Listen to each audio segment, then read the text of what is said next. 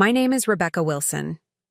3 years ago, I watched from across a conference table as my older brother signed away $2, $3 million of my real estate portfolio while my parents nodded approvingly. Today, I own the region's most successful property management firm, and those same properties are now worth over $5 million. But I wouldn't be here without Ms. Claudia Foster, the bank manager who recognized what my family couldn't see. That sometimes your greatest asset isn't property, it's perspective. Before we jump back in, tell us where you're tuning in from, and if this story touches you, make sure you're subscribed, because tomorrow, I've saved something extra special for you. I still remember the exact moment everything changed. It was a crisp October morning, and I had just received the quarterly statement from Meridian Bank regarding the investment properties my grandfather had left me. As I scanned the document, I noticed something alarming. 3 of the downtown commercial units were missing from the portfolio summary. My first thought was clerical error. After all, I'd spent 5 years meticulously managing these properties, turning my grandfather's modest real estate holdings into a respectable portfolio valued at over $2 million. The commercial units in particular had been challenging to renovate and lease, but they'd finally started generating consistent revenue. I called Meridian Bank immediately, expecting a simple explanation. Instead, I was connected to Ms. Claudia Foster, the regional manager, whose careful tone immediately set off warning bells. Ms. Wilson, I'm glad you called. I've been trying to reach you for several days. There's been a significant transaction involving your properties that requires your attention. Could you come to the branch this afternoon? 4 hours later, I sat across from Ms. Foster as she slid a folder across her desk. Inside were transfer documents for the 3 commercial properties, all legally executed, all bearing the signature of my brother Michael, and all authorized by a power of attorney document signed by my parents. These transactions were processed last week, Ms. Foster explained, her expression professionally neutral but her eyes conveying concern. As you can see, the properties were sold significantly below market value to Pinnacle Development Group. The room seemed to tilt sideways as I processed this information. Pinnacle Development, my brother's company. The properties I'd spent years developing had been sold to Michael's corporation for barely 60% of their appraised value. And my parents had apparently authorized it all. There must be some mistake, I said, my voice sounding distant to my own ears. I never granted power of attorney to anyone. Ms. Foster nodded slowly. That's why I flagged these transactions for review. The power of attorney document is dated from when you were hospitalized briefly 3 years ago. It should have expired, but there's an unusual clause extending authority indefinitely for management of inherited assets. The hospitalization she referenced had been for appendicitis, a routine procedure that had kept me admitted for exactly 2 nights. I vaguely remembered signing paperwork my mother had brought to the hospital, documents she'd described as standard precautions given my new property responsibilities. I need copies of everything, I said, struggling to maintain composure. Of course, Ms. Foster replied. And Ms. Wilson, I should inform you that there are pending transactions for your remaining properties scheduled for next week. The revelation hit me with physical force. This wasn't an isolated incident. It was systematic. My entire inheritance was being systematically transferred to my brother's company with my parents' blessing. As I drove home clutching the folder of documents, memories began connecting like puzzle pieces falling into place. The family dinner last month where Michael had casually mentioned expanding his commercial holdings.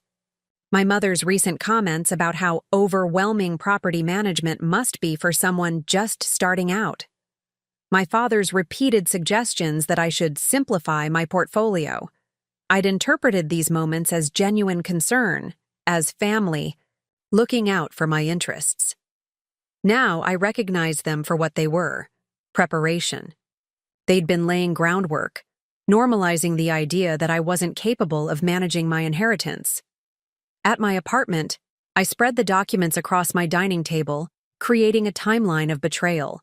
The power of attorney had indeed been signed. During my hospital stay, buried in a stack of insurance forms my mother had presented as urgent. The clause extending authority was initialed, but not something I recalled agreeing to. And most damning of all, the sales had been executed at a board meeting of Pinnacle Development where my father sat as an advisory director. My phone rang repeatedly that evening. First my mother, then my father, finally Michael. I let each call go to voicemail, needing time to process before confrontation. The messages they left revealed volumes. Rebecca, honey, we need to discuss some business decisions we've made on your behalf. Nothing to worry about, just streamlining things. My mother's voice, casual as if discussing dinner plans. Your brother has some exciting opportunities for those downtown properties. Much better than continuing to rent them. Call me back. My father, authoritative and dismissive of my years of work. Becca, I know you're probably reviewing the paperwork. It's a great deal for everyone. The properties need more capital than you can access, and this way they stay in the family through my company. Win-win. Michael, condescending as always. Each message confirmed what the documents had revealed. My family had never seen me as capable. The inheritance had always been viewed as temporary, something I was holding until it could be properly transferred to more capable hands. My brother's hands. I spent the night reviewing my grandfather's will, my property records, and financial statements. My grandfather Theodore Wilson had been a self-made man who built his real estate holdings from a single residential property to a diverse portfolio. Unlike my parents and brother who focused on prestigious commercial developments, he'd valued steady income properties in emerging neighborhoods. When he'd left the properties specifically to me, his only granddaughter and the youngest family member, it had shocked everyone. Rebecca understands the true value of property, he'd written, in his will. Not just as assets on a balance sheet, but as foundations for community. I'd taken that responsibility seriously, working with small business tenants, maintaining affordable housing units, and gradually improving properties without displacing established community members. My approach had been different from my family's development company, which specialized in luxury conversions and upscale commercial spaces. By morning, my shock had transformed into clarity. This wasn't just about properties, it was about fundamentally different values and a lifetime of being underestimated. The properties represented my independence, my business philosophy, and my grandfather's trust in my judgment. With newfound determination, I made 2 appointments for that day. First with Ms. Foster at Meridian Bank, then with Elaine Goldstein, an attorney specializing in estate litigation who had no connections to my family's extensive business network. As I prepared for these meetings, I realized something important. For years, I'd measured my success against my family's approval, interpreting their dismissiveness as evidence of my shortcomings. The discovery of their betrayal was painful, but it offered an unexpected gift. The realization that I'd been seeking validation from people fundamentally opposed to my vision and values. For the first time, I saw clearly that my grandfather had chosen me as his heir, not despite my differences from the family business approach, but because of them. He'd recognized something in me that aligned with his own values, something my parents and brother had either never understood or actively rejected. This realization didn't diminish the pain of betrayal, but it provided essential context. This wasn't a simple family disagreement. It was a fundamental clash of values regarding community, responsibility, and ethical business practices. As I gathered my documentation and prepared for battle, I felt something unexpected beneath the hurt and anger, gratitude toward Ms. Foster. In a transaction that would have financially benefited her bank through fees and future business with my brother's prominent development company, she had instead recognized an ethical concern and reached out to me directly. Her intervention reminded me that integrity wasn't idealistic naivety as my family often suggested. It was a practical business principle upheld by professionals across industries. That single act of professional ethics had potentially saved my inheritance and, more importantly, affirmed that my grandfather's business philosophy wasn't outdated sentimentality, but a legitimate approach respected by serious financial professionals. With this perspective, I drove to Meridian Bank, ready to begin the process of reclaiming not just my properties, but my independence from a family system that had never truly seen me or valued my capabilities. The properties were important, but what I was truly fighting for was the right to define success on my own terms. Terms that honored my grandfather's legacy while creating my own. The Wilson family legacy began long before I was born. My grandparents, Theodore and Margaret Wilson, had arrived in Oak Ridge with little more than determination and a small inheritance from Margaret's aunt. In 1967, they purchased their first property, a modest 4-unit apartment building on Elmwood Avenue that most developers had overlooked as too small and too far from downtown. Theodore saw potential where others didn't. He recognized that the tree-lined street with its proximity to the community college would appeal to faculty and serious students. He and Margaret renovated the units themselves, maintaining the building's 1920s architectural details while modernizing the plumbing and electrical systems. Within 6 months, they had a waiting list of prospective tenants. This pattern continued for 30 years.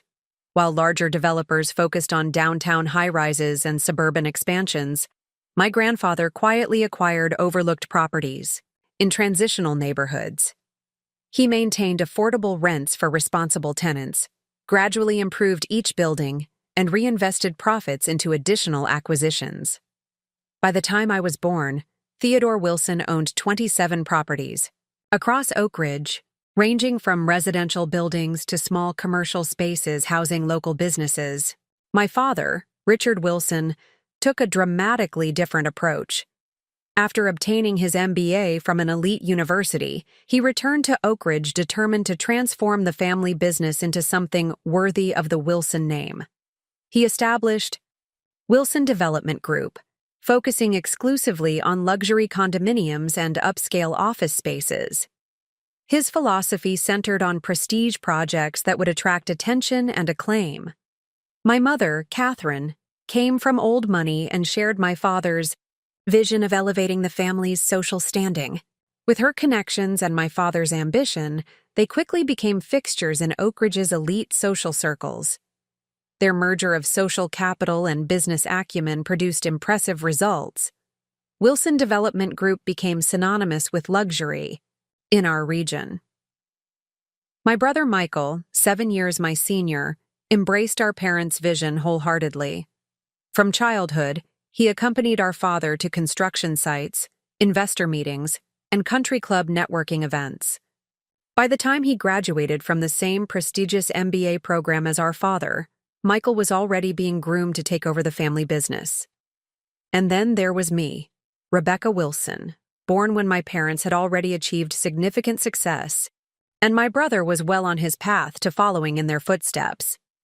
From my earliest memories, I recognized that I was somehow different from my achievement-oriented family. While they valued prestige, appearances, and social connections, I found myself drawn to the practical and authentic. My greatest ally was my grandfather. While my parents attended charity galas and networked with influential developers, I spent weekends with Theodore, visiting his properties, meeting his tenants, and learning the fundamentals of ethical property management. "The secret isn't finding the fanciest building, Becca," he would tell me as we walked through a recently acquired property.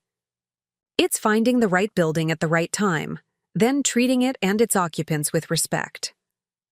I absorbed these lessons eagerly, fascinated by the human elements of real estate that my family's company seemed to overlook. Where my father saw outdated buildings ready for demolition, I saw communities with history and potential. Where Michael calculated maximum profit margins through luxury conversions, I recognized the value of stable, long-term tenants who cared for their spaces. These differences created a subtle but persistent tension throughout my childhood and adolescence. At family dinners, conversations revolved around Wilson Development Group's latest acquisitions, my father's business connections, my mother's social committee appointments, and Michael's academic and athletic achievements. "Michael, close the Westridge Plaza deal today," my father would announce proudly. $18 million, our largest acquisition yet. "And the mayor personally called to congratulate him," my mother would add, beaming with pride. When I attempted to share my own interests or achievements, they were typically met with polite but dismissive responses. "That's nice, dear," my mother would say before quickly redirecting the conversation to more significant matters. As I entered high school, the contrast between my family's values and my own became increasingly apparent. While Michael had been class president, star athlete, and valedictorian, I found myself drawn to community service, sustainable urban planning, and architectural preservation. My academic performance was excellent, but my extracurricular choices baffled my parents. "Community garden planning?" my mother questioned when reviewing my college applications. "Rebecca, wouldn't student government or debate team better prepare you for business leadership?" My father was even more direct. "No one builds a serious career on sentimentality about old buildings and community projects," he declared. "Wilson, development succeeds because we're pragmatic about progress, not nostalgic about the past." Despite their reservations, my excellent grades and thoughtful application essays earned me acceptance to several prestigious universities. I chose Chamberlain College, known for its innovative urban studies program that combined business principles with community development. My parents considered it a phase I would outgrow once exposed to serious business education. College proved transformative, but not in the way my parents anticipated. For the first time, I found myself surrounded by professors and peers who shared my perspective that development should enhance communities rather than displace them. I thrived academically, double majoring in urban planning and business administration with a minor in architectural preservation. During my sophomore year, my relationship with my grandfather deepened through weekly phone calls, where we discussed everything from property management challenges to ethical business practices. He sent me articles about innovative, community-centered development projects and asked thoughtful questions about my studies. "You understand something your father and brother never grasped," he told me during one of our conversations. "Buildings aren't just assets, they're vessels for human lives and communities. When you honor that reality, you build something more valuable than a luxury high-rise." The summer before my junior year, Theodore invited me to complete an internship managing several of his smaller properties.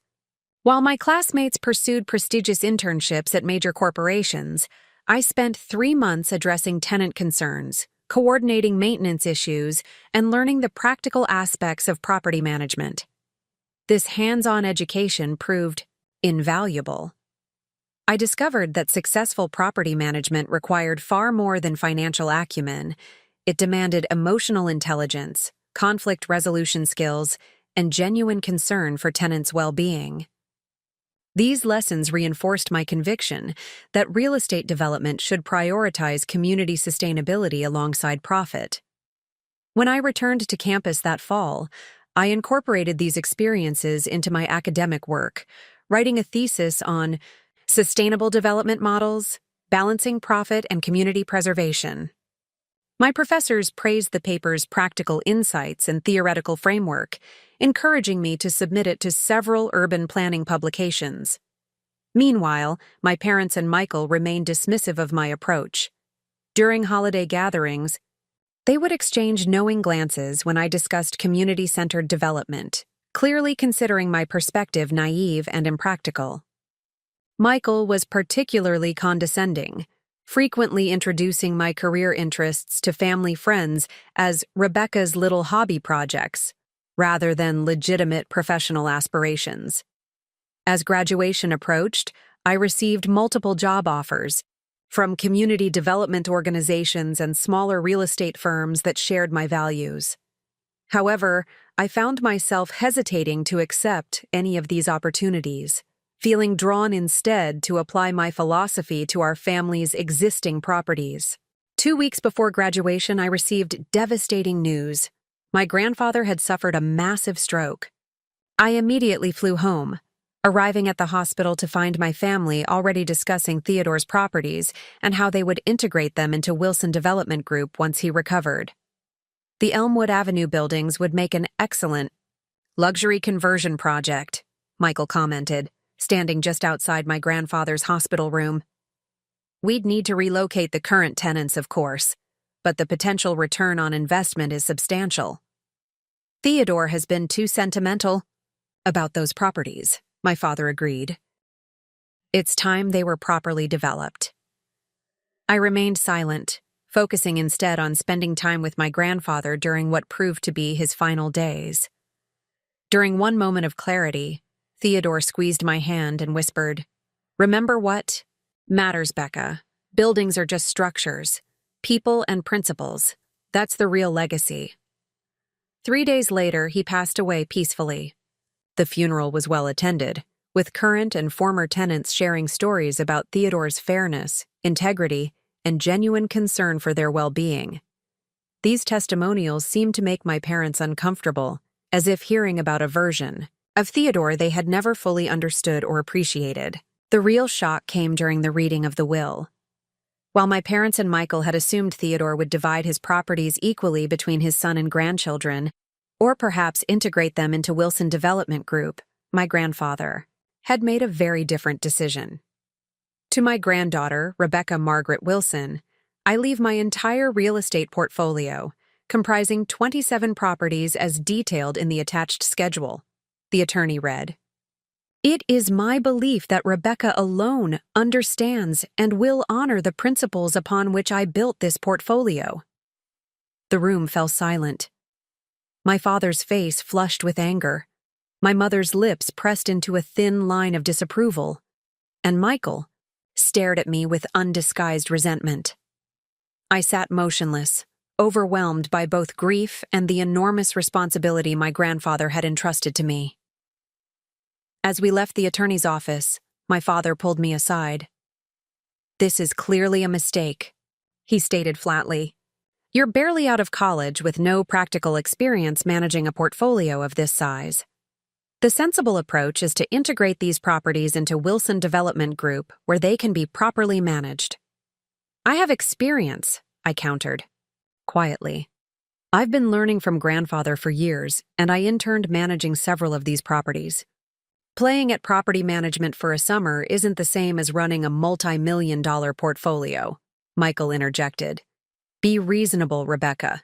You're not equipped for this." In that moment, standing in the lawyer's parking lot still, processing my grandfather's death, I made a decision that would shape everything that followed. I would honor Theodore's trust by managing his properties according to his principles, maintaining affordable housing, supporting local businesses, and prioritizing community stability alongside reasonable profit. "I appreciate your concern," I told my family with newfound resolution, "but I intend to respect grandfather's wishes. These properties will remain separate from Wilson Development Group." The expressions that crossed their faces, shock, disapproval, and something approaching pity, revealed precisely how little they understood me or the values my grandfather and I shared. As I drove away, I realized this inheritance represented not just financial assets, but a profound responsibility to continue Theodore Wilson's legacy of ethical, community-centered property management. Little did I know that my family was already formulating plans to correct what they viewed as my grandfather's misguided decision.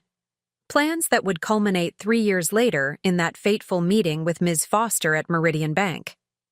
Preparing and narrating this story took us a lot of time, so if you are enjoying it, subscribe to our channel. It means a lot to us. Now back to the story. The first 6 months managing my grandfather's portfolio tested every skill I possessed. I graduated on a Saturday and began full-time property management the following Monday, working from Theodore's modest office on Maple Street. The space hadn't been renovated since the 1990s. Wood paneling covered the walls, filing cabinets overflowed with paper records, and a massive oak desk dominated the room. The outdated surroundings proved appropriate, as I quickly discovered my grandfather's management system relied heavily on personal relationships and handwritten records rather than modern technology. While Theodore had employed a part-time bookkeeper who maintained basic digital financial records, much of his knowledge about the properties existed only in his head or in meticulously maintained but disorganized notebooks. My first challenge arrived within days of taking ownership. The boiler at Parkview Apartments, a 12-unit building housing primarily retired residents on fixed incomes, failed completely. The replacement cost, $2,800, would consume a significant portion of the maintenance reserves Theodore had established. Standard procedure would be to increase rents by 8% across all units to recoup the investment within 18 months, explained James Harrington, the maintenance supervisor who had worked with my grandfather for 15 years. That's what most management companies would do. I reviewed the tenant files, noting that many residents had lived in the building for over a decade, paying below-market rent while maintaining their units impeccably.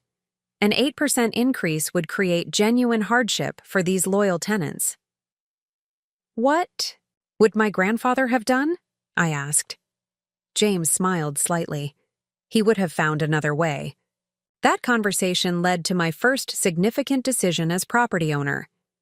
Rather than increasing rents at Parkview, I implemented a modest 3% increase across the entire portfolio, explaining in a personal letter to each tenant that the additional revenue would support an emergency maintenance fund for essential repairs. The transparent approach generated understanding rather than resentment, with several tenants expressing appreciation for the clear communication. This early challenge established a pattern. Each week seemed to bring a new crisis requiring immediate attention. A commercial tenant struggling to make rent after an economic downturn, water damage in a residential building from previously undetected plumbing issues, disputes between neighboring businesses about shared parking spaces. Each situation demanded both immediate problem-solving and long-term strategic thinking. While addressing these practical concerns, I simultaneously undertook the monumental task of modernizing our management systems. I invested in property management, software, digitized decades of paper records, and established more formal procedures while maintaining the personal touch that characterized my grandfather's approach. Throughout this period, my family remained conspicuously absent. After their initial attempts to convince me to sell the properties were rebuffed, they adopted a hands-off approach that I initially interpreted as respect for my independence. In retrospect, I recognize it as strategic patience, waiting for me to fail so they could step in as saviors. The most significant early test of my management philosophy came when Eastside Plaza, a small commercial property housing 6 local businesses, required extensive structural repairs. The engineering assessment estimated costs at $215,000, an investment that would generate no immediate financial return but was essential for the building's long-term viability. The financially prudent approach, according to several consultants, would be to terminate the existing leases, complete minimal required repairs, and redevelop the property for more profitable tenants. The businesses currently occupying the space, a family-owned bookstore, a local coffee shop, an immigrant-owned tailor shop, a community art gallery, a small accounting firm, and a neighborhood medical clinic, were paying below-market rates on long-term leases my grandfather had established. The decision weighed heavily on me. The investment would strain my financial resources, potentially limiting other opportunities. However, these businesses employed over 30 community members and provided essential services to the neighborhood. They represented exactly the type of local entrepreneurship my grandfather had always supported. After careful consideration, I developed a hybrid approach. I met individually with each tenant, explaining the situation transparently and proposing a partnership. I would finance the repairs and maintain their long-term leases if they would accept a modest 5% rent increase and participate in coordinated marketing efforts to increase foot traffic to the plaza. 5 of the 6 businesses readily agreed, relieved to maintain their locations without dramatic cost increases. The 6th, the accounting firm, decided to relocate to a more prestigious downtown address, creating an opportunity to bring in a new tenant at market rates that would help offset renovation costs. The East Side Plaza project demonstrated the viability of my approach. By treating tenants as partners rather than income sources, I maintained stable occupancy while gradually improving financial performance. The renovated plaza actually increased in value more than comparable properties that underwent luxury conversions, primarily because the established businesses created consistent cash flow without the extended vacancy periods that often accompanied redevelopment projects. This success caught the attention of local business publications. The Oak Ridge Business Journal published a profile titled, "Next Generation Developer Proves Community-Centered Approach Can Be Profitable," highlighting the East Side Plaza renovation as an example of innovative property management. The article included interviews with several tenants who praised the collaborative approach. I sent copies of the article to my parents and Michael, hoping it might help them understand the legitimacy of my business philosophy. Their responses proved revealing. "Interesting human interest story," my mother commented via text message. "Though I wonder if the journal is running low on material to feature such a small project." My father called briefly. "Good publicity," he acknowledged, "but remember that feel-good stories don't translate to shareholder value." Wilson Development Group's Downtown Center project was featured in National Development Monthly. That's the kind of recognition that builds real business credibility. Michael sent a terse email. "Congratulations on the local coverage. When you're ready to discuss more substantial development opportunities for these properties, my door is always open." Their dismissive responses stung but strengthened my resolve. I recognized that my family would never fully appreciate my approach. Our definitions of success were fundamentally different. While they measured achievement through project size, prestige, and profit margins, I valued sustainability, community impact, and ethical business practices. This philosophical divide became more pronounced as I continued implementing my vision across the portfolio. I established a tenant advisory board for larger residential properties, giving residents input on improvement priorities. For commercial spaces, I developed a mentorship program connecting established business owners with new entrepreneurs. These initiatives built community while simultaneously improving property values and reducing vacancy rates. By the end of my first year managing the portfolio, the financial results spoke for themselves. Despite investing significantly in property improvements and maintaining below-market rents for long-term tenants, the portfolio's overall value had increased by 7.3%, outperforming regional averages by nearly 2 percentage points.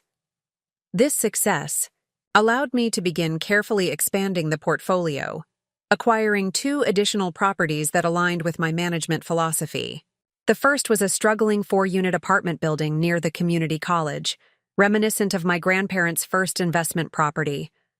The second was a small mixed-use building with retail space on the ground floor and 2 residential units above.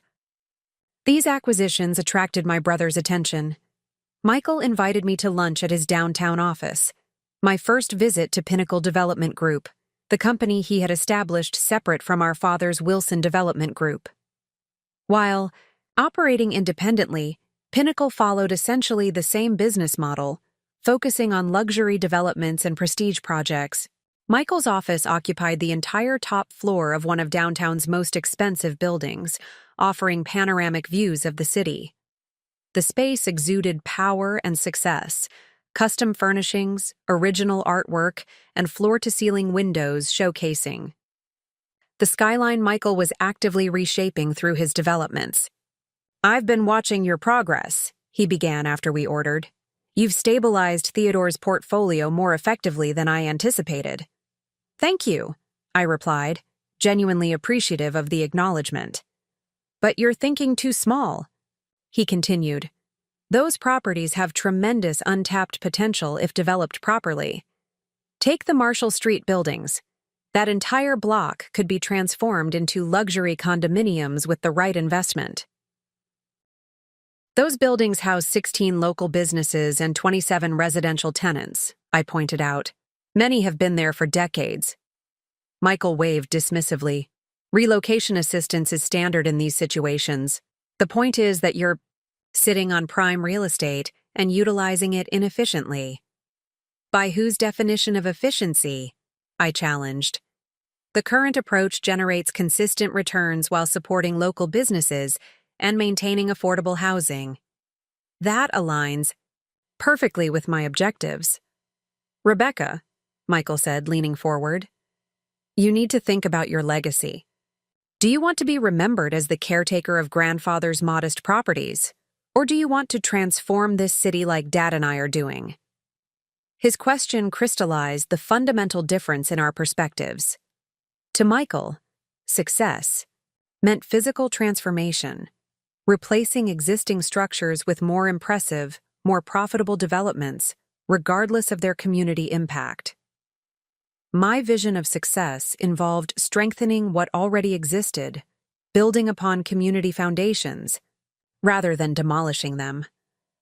I am building a legacy, I responded confidently, just not the one you would choose. The lunch ended cordially, but with a palpable tension. As we parted, Michael made what I now recognize as the first move in his longer strategy. If you ever decide you're ready for a more ambitious approach, he said casually, Pinnacle would be interested in acquiring those commercial properties downtown. We could structure a very favorable deal, perhaps even offer you a position overseeing some of our community relations initiatives. I declined politely but firmly.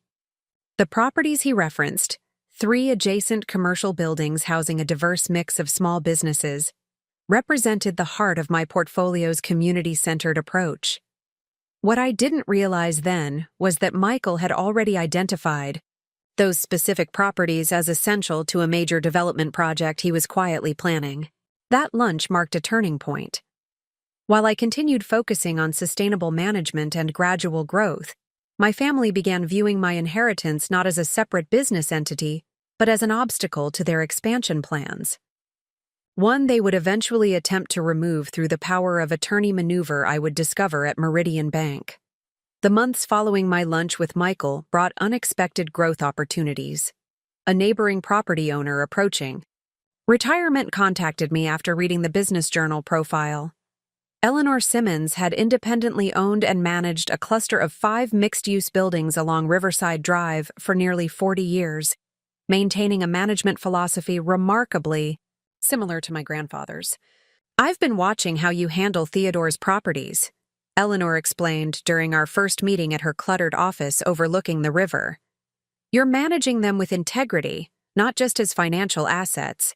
That matters to me. Eleanor had received numerous acquisition offers from development companies, including both Wilson Development Group and Pinnacle, but had concerns about what would happen to her tenants after selling. Many businesses had operated in her buildings for decades, becoming neighborhood institutions. A family-owned hardware store established in 1962, a beloved diner that served as the community's unofficial meeting space, a third-generation seamstress shop, and various other small enterprises that collectively employed over 50 local residents. These developers see only the location and the redevelopment potential, Eleanor said, showing me the glossy proposals she'd received featuring renderings of luxury mixed-use developments that would replace the existing structures. They don't see the community that already exists here. Over several meetings, Eleanor and I developed a transition plan that addressed her retirement needs while preserving the neighborhood character she had maintained. I would purchase the properties with a 5-year payment structure that provided her financial security without requiring immediate displacement of existing tenants. The agreement included specific provisions protecting long-term commercial tenants and maintaining affordable residential units. The acquisition significantly expanded my portfolio, adding properties valued at approximately $8 million and increasing my management responsibilities substantially. I hired 3 additional staff members, a property manager, a maintenance coordinator, and an administrative assistant, and relocated to larger offices that could accommodate the growing team. News of the acquisition spread quickly through Oak Ridge's real estate community, generating mixed reactions. Several small property owners contacted me to discuss potential future sales, appreciating my commitment to ethical management.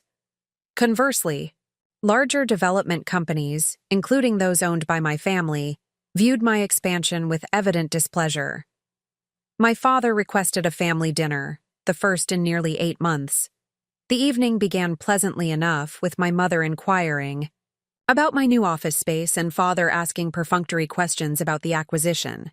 After dessert was served, however, the conversation shifted to more pointed concerns. "Rebecca," my father began, setting down his coffee cup deliberately, "I think it's time we discussed your recent activities more seriously.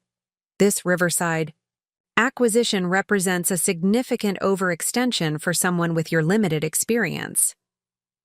"I've been successfully managing properties for nearly 2 years," I responded. "The portfolio has consistently outperformed market averages while maintaining ethical standards." "Managing existing properties is fundamentally different from expansion," my father countered. "Your acquisition interferes directly with development plans that have been years in the making. The Riverside Corridor has been designated for comprehensive redevelopment that would generate substantially more economic value for Oak Ridge."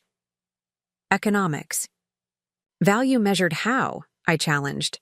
"By property tax revenue and luxury retail sales? What about the value of established local businesses, affordable housing, and neighborhood stability?" My mother interjected with the practiced diplomacy she'd perfected through years of navigating business conflicts. "We're simply concerned about your workload, dear. Managing this expanded portfolio alongside your other responsibilities must be overwhelming." "What other responsibilities?" I asked, genuinely confused. "Well, your personal life, of course," she replied smoothly. "You're 25 now. Establishing yourself professionally is important, but so is building meaningful relationships. Catherine and William Barrett have invited you to their charity gala next month.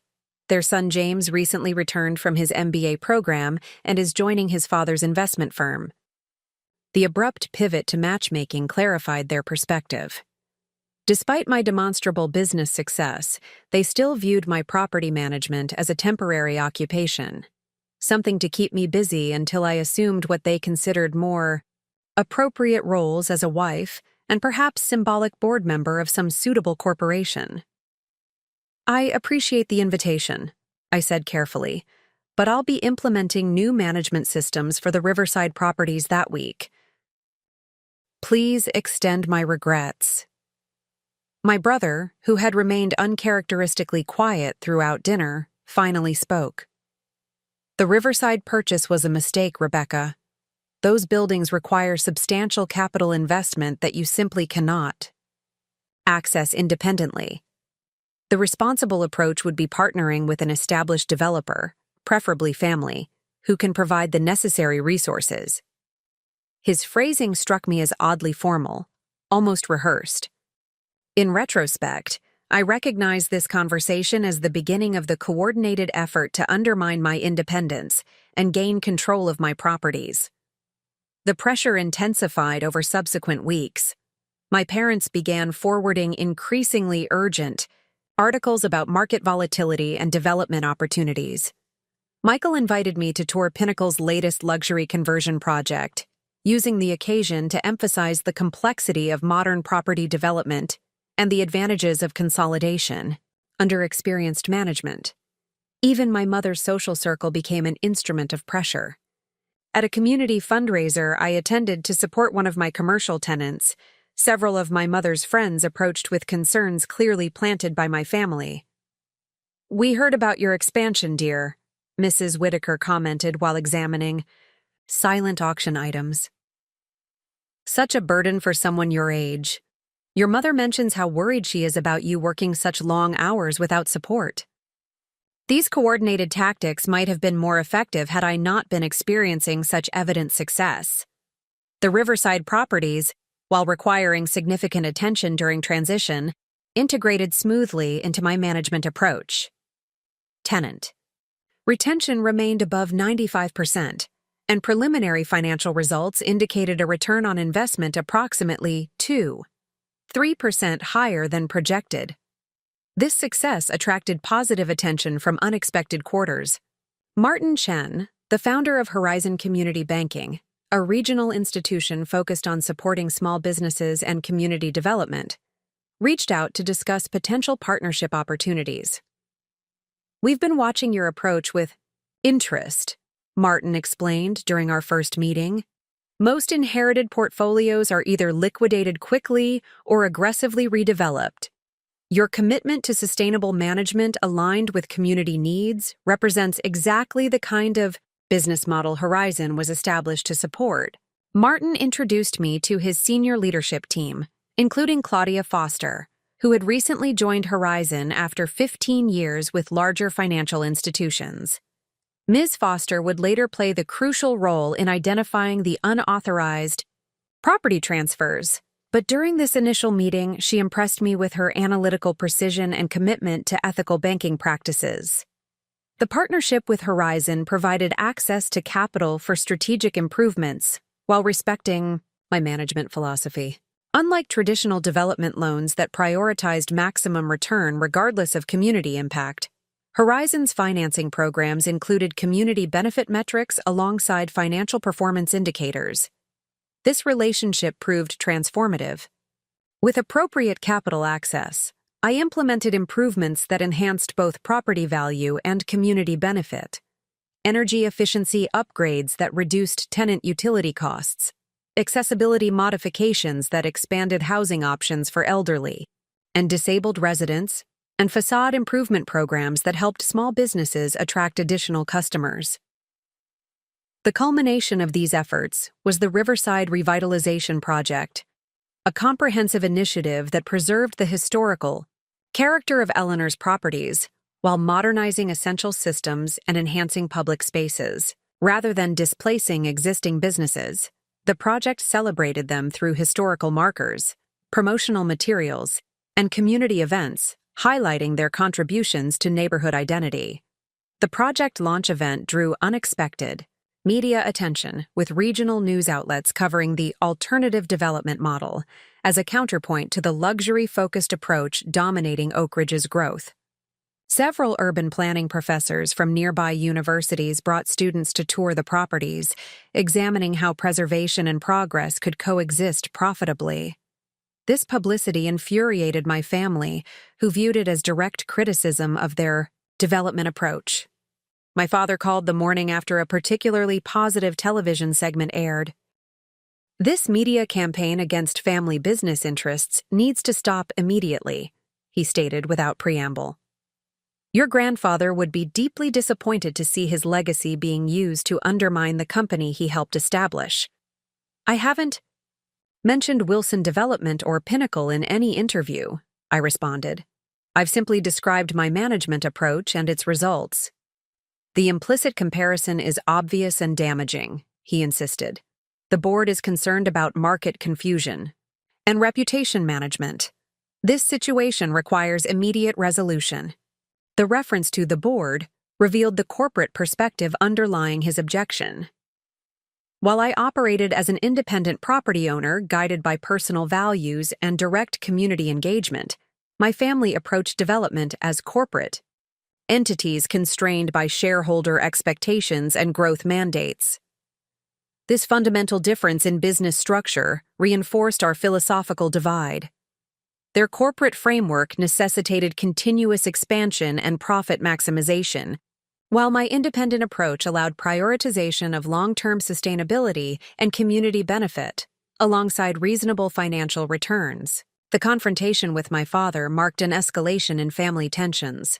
Where they had previously expressed concern or offered unwanted advice, they now began actively undermining my business operations.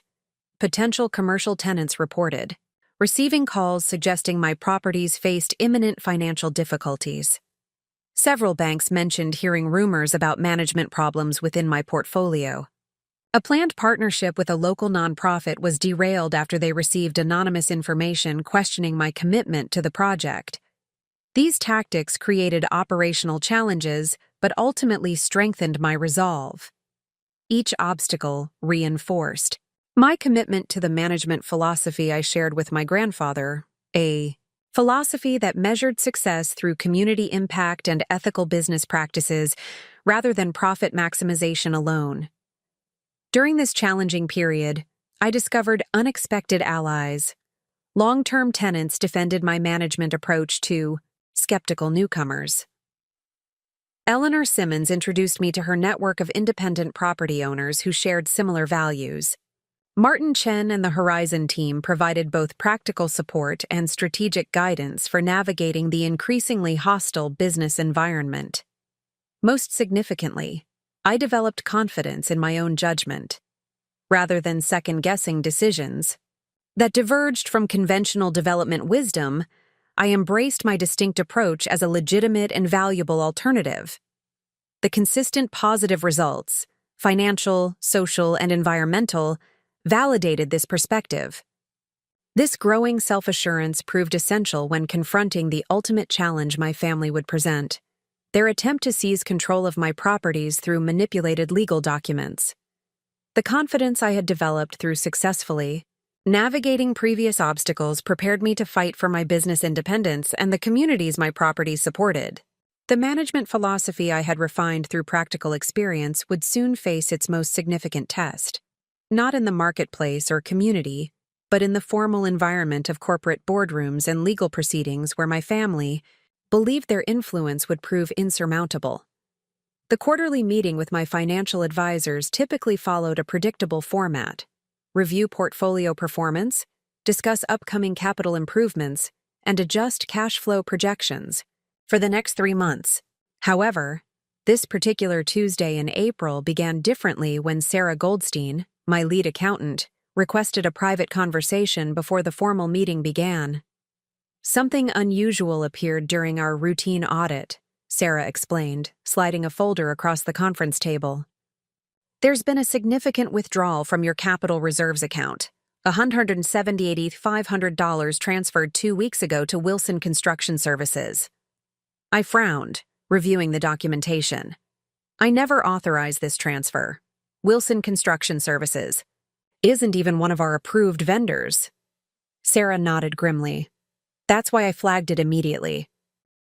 The transfer documentation includes your electronic signature, but the approval doesn't appear in any of our meeting minutes or through standard authorization channels.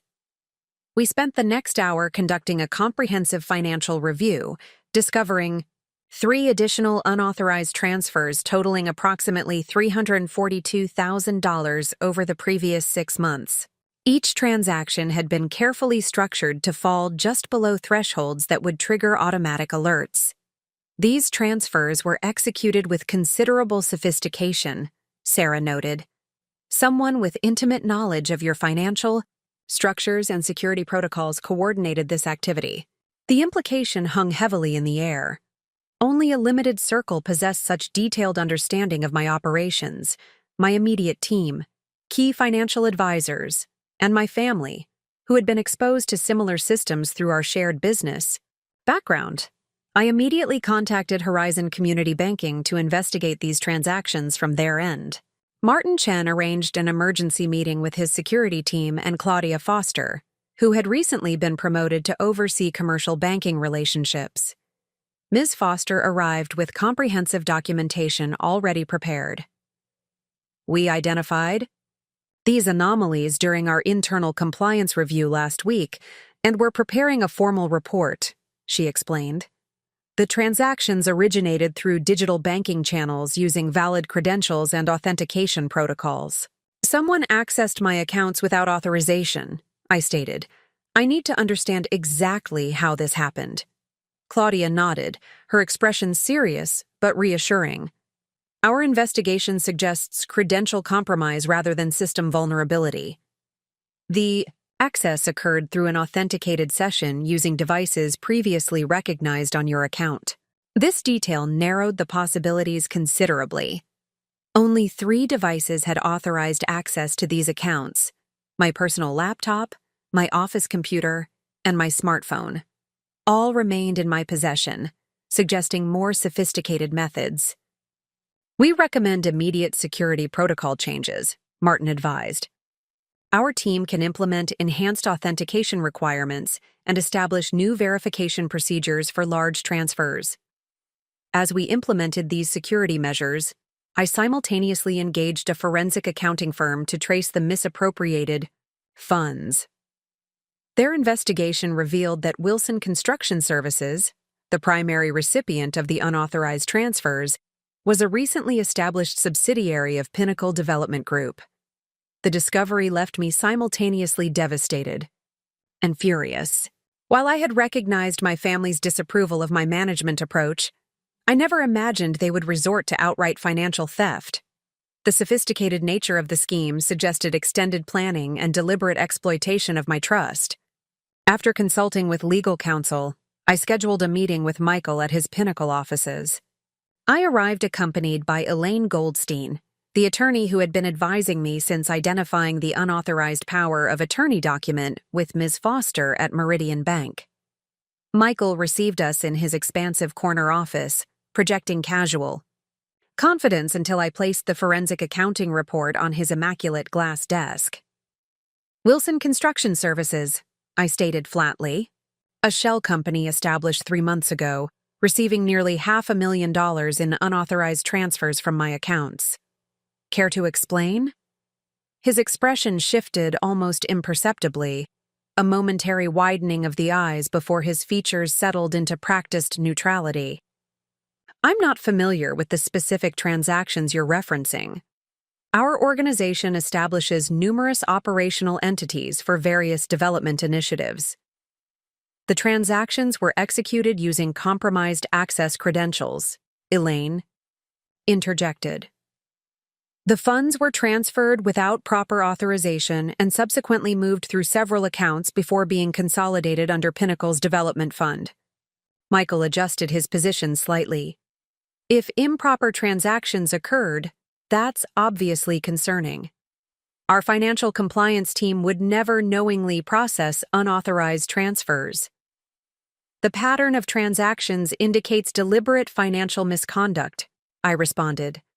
"The transfers were structured specifically to avoid detection thresholds and timed to coincide with regular vendor payment schedules." "These are serious allegations," Michael countered, his tone hardening. "Pinnacle operates with absolute financial integrity. Perhaps you should consider whether your internal controls need evaluation." The calculated deflection confirmed my suspicions. My brother wasn't surprised by the allegations, he was prepared for them. His defensive strategy suggested not just awareness but active involvement in the scheme. "We're prepared to pursue this matter through appropriate legal channels," Elaine stated calmly. "Financial fraud investigations typically extend beyond the recipient organization to identify all participating individuals." The implied threat of personal legal exposure finally penetrated Michael's corporate shield. His expression tightened momentarily before he switched tactics. "This situation clearly reflects a misunderstanding," he offered. "I'll have our financial team review these transactions immediately. If irregularities are confirmed, we'll ensure complete restitution while addressing any procedural failures." "The funds must be returned within 48 hours, I stated firmly. "Additionally, we require written acknowledgement of the unauthorized nature of these transfers and confirmation that all access credentials have been purged from your systems." Michael agreed reluctantly, recognizing the precarious legal position. Within the specified time frame, the misappropriated funds were returned with interest, accompanied by carefully worded documentation acknowledging processing errors without admitting deliberate misconduct. While this resolution addressed the immediate financial concern, It represented merely the first skirmish in what would become a prolonged battle for control of my properties. The unauthorized transfers had failed, but they revealed my family's willingness to employ extraordinary measures to undermine my independent management. The weeks following this confrontation brought additional challenges. Several long-term commercial tenants received formal communications on what appeared to be my company letterhead, indicating plans for significant rent increases and potential redevelopment. These fraudulent notices created unnecessary panic, until I personally visited each business to clarify the situation. Simultaneously, potential lenders reported receiving negative information about my portfolio's financial stability, information that could only have originated from someone with detailed knowledge of my operations. These coordinated attempts to destabilize my business relationships followed a pattern consistent with corporate takeover strategies. Rather than becoming demoralized, these tactics strengthened my determination. Each challenge forced me to implement more robust systems and develop stronger relationships with key stakeholders. I established enhanced communication protocols with tenants, created redundant verification procedures for financial transactions, and diversified banking relationships to reduce vulnerability. Most importantly, I recognized that maintaining community-centered management required more than good intentions.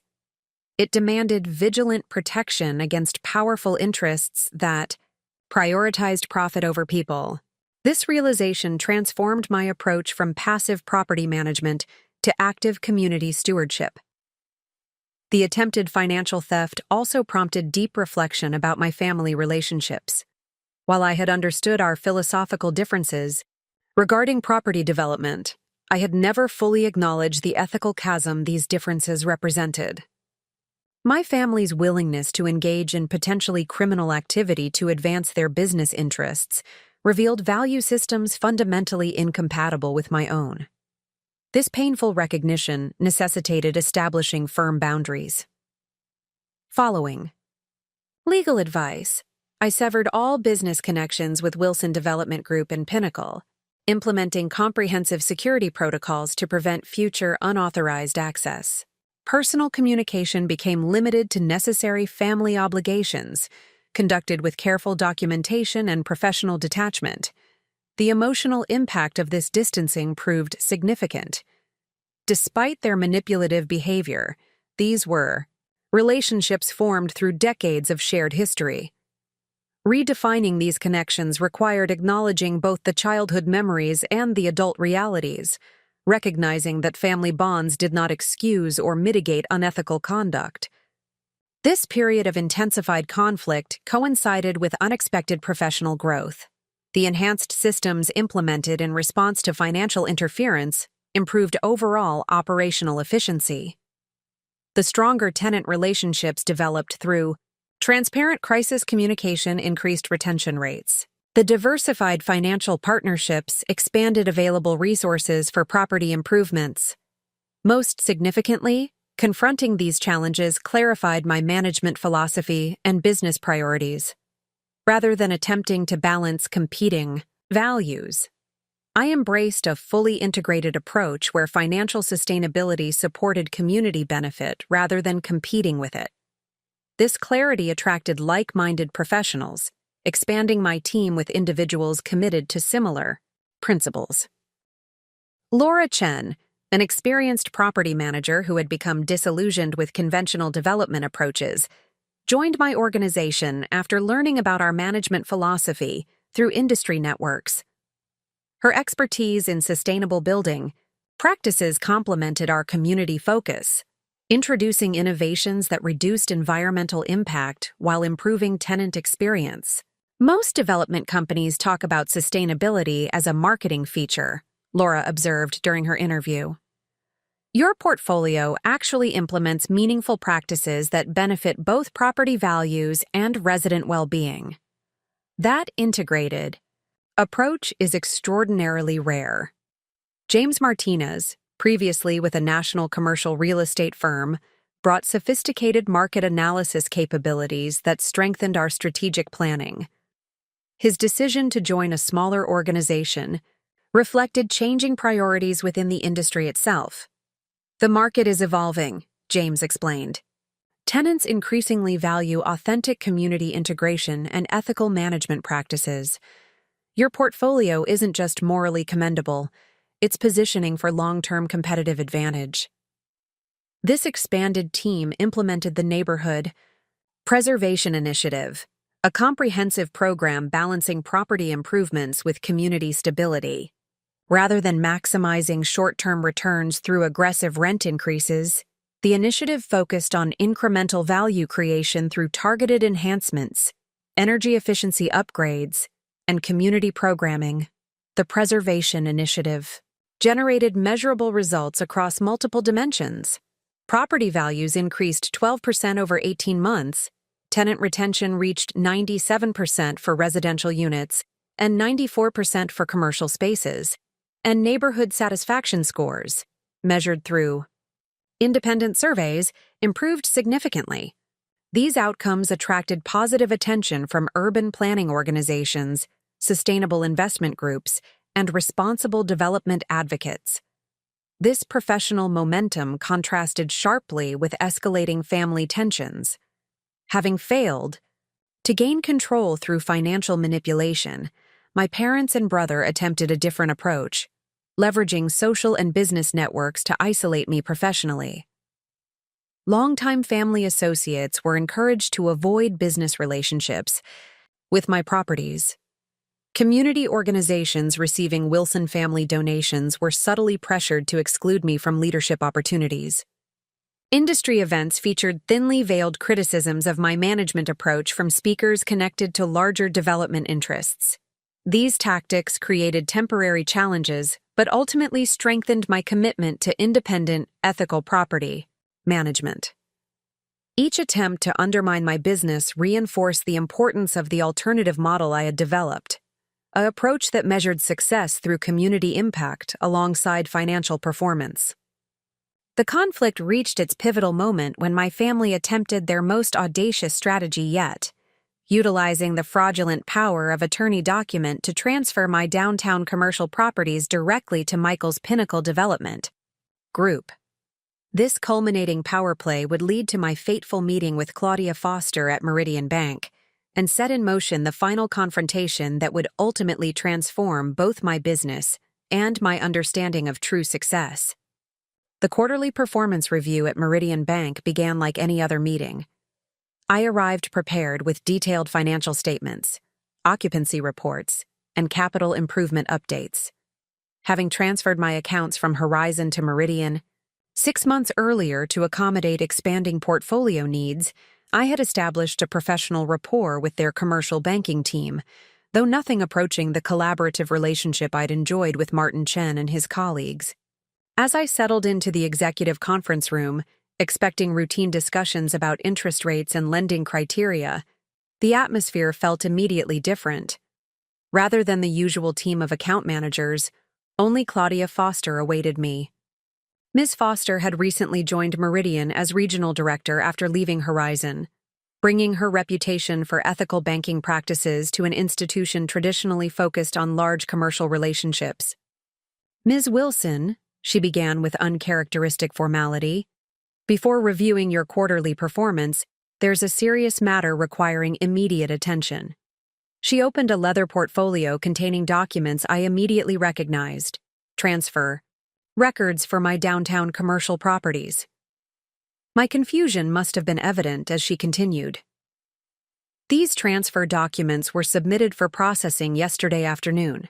They authorized the sale of your 3 downtown commercial properties to Pinnacle Development Group at approximately 62% of current appraised value. That's impossible, I responded, examining the paperwork. I've never considered selling those properties. They're cornerstone assets in my portfolio. Ms. Foster nodded gravely. The documentation includes a power of attorney ostensibly granting your brother, Michael Wilson, authority to execute these transactions on your behalf. Our compliance department flagged the submission for review due to several irregularities. She methodically outlined the concerns. The power of attorney document dated from 3 years earlier during my brief hospitalization. The authorization language contained unusually broad provisions, not standard in temporary medical authorizations. The sales prices significantly undervalued the properties, and the transactions had been submitted through channels typically reserved for routine transfers rather than major asset sales. Our initial investigation suggests the power of attorney may have been inappropriately modified after initial execution, Ms. Foster explained. The signature page appears consistent with standard hospital authorization forms, while the preceding pages contain provisions more commonly found in comprehensive estate planning documents. The implications crystallized with devastating clarity. The hospitalization for appendicitis, a routine procedure that had kept me admitted for exactly 48 hours, had been exploited as an opportunity to secure documentation that could later be manipulated. I recalled signing several forms my mother had presented while I was still groggy from medication, trusting her assurance that they were standard precautionary measures given my new property responsibilities. There are additional transactions pending, Ms. Foster continued, revealing another set of documents. These transfers, scheduled for processing next week, would move your remaining commercial properties to various subsidiaries of Wilson Development Group and Pinnacle. The comprehensive nature of the scheme became apparent. This wasn't an isolated opportunistic attempt. It represented a coordinated strategy to systematically dismantle my entire portfolio, moving properties between family-controlled entities at artificially depressed values. The financial implications were staggering, potentially transferring millions in equity value from my independently managed portfolio to my family's corporate entities. I never authorized these transfers, stated unequivocally. The power of attorney document has been manipulated, and these transactions constitute attempted fraud. Ms. Foster's professional demeanor remained intact, but her eyes conveyed genuine concern. Meridian Bank cannot process transactions where authorization remains unclear. We've suspended all pending transfers involving your properties pending resolution of these irregularities. What followed was an intensive 3-hour session documenting every aspect of the situation. Ms. Foster brought in Meridian's compliance officer and in-house counsel to establish a comprehensive record. They photographed documents, recorded my formal statements, and instituted immediate security protocols to prevent further unauthorized activities. Throughout this process, Ms. Foster demonstrated exceptional professionalism and integrity. As regional director, she would have benefited professionally from facilitating major transactions between prominent commercial clients. Pinnacle Development Group and Wilson Development represented significant business relationships for Meridian, generating substantial fees through their ongoing development activities. By identifying irregularities and intervening directly, she potentially jeopardized valuable banking relationships to uphold ethical standards.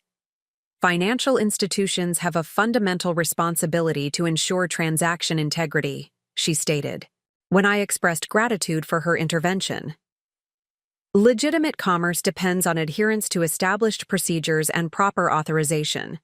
Allowing manipulation of these systems undermines the entire financial framework. Her principled approach provided more than immediate protection of my assets. It restored my faith in institutional integrity at a moment when family betrayal had shaken my fundamental trust. While my own relatives had attempted to exploit my trust for financial gain, this banking professional with no personal connection had prioritized ethical principles over expedient business relationships.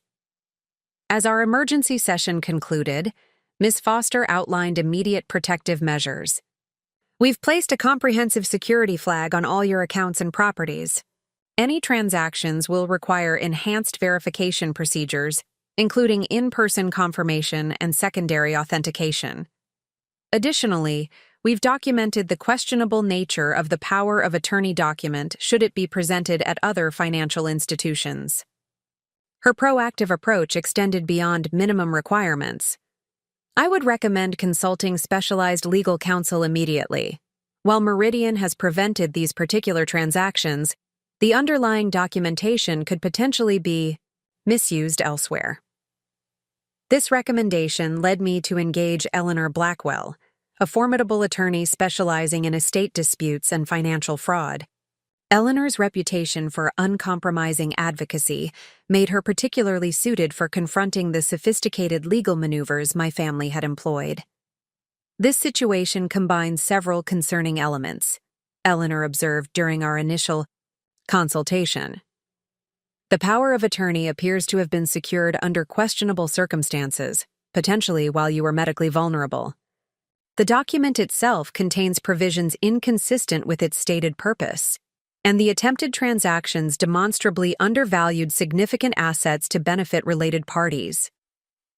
She outlined a comprehensive strategy addressing both defensive and offensive components. Immediate protective measures included formal revocation of all previously granted authorizations, notification to all financial institutions and county records offices regarding the disputed document, and securitization of all property documentation through independent third-party verification systems. The offensive strategy required confronting my family directly, a prospect that filled me with both dread and determination. Eleanor recommended a formal demand meeting with all involved parties, documented through official transcripts and attended by legal representation for all sides. Direct confrontation serves multiple purposes, she explained. It establishes clear evidence regarding their knowledge and intentions. It creates official documentation of disputed claims. And perhaps most importantly, it demonstrates that their actions will face formal opposition rather than quiet acquiescence. Preparing for this confrontation required thorough documentation of both the attempted property transfers and the broader pattern of interference with my business operations. The forensic accounting team expanded their investigation, identifying numerous additional instances of attempted manipulation, fabricated maintenance emergencies at several properties designed to create financial strain, coordinated attempts to poach key commercial tenants, and systematic misinformation provided to potential business partners regarding my portfolio's financial stability. The cumulative evidence painted a disturbing picture of coordinated efforts to undermine my independent management and force either dependency on family resources or outright surrender of valuable properties. What had initially appeared as isolated incidents revealed themselves as components of a comprehensive strategy executed over months.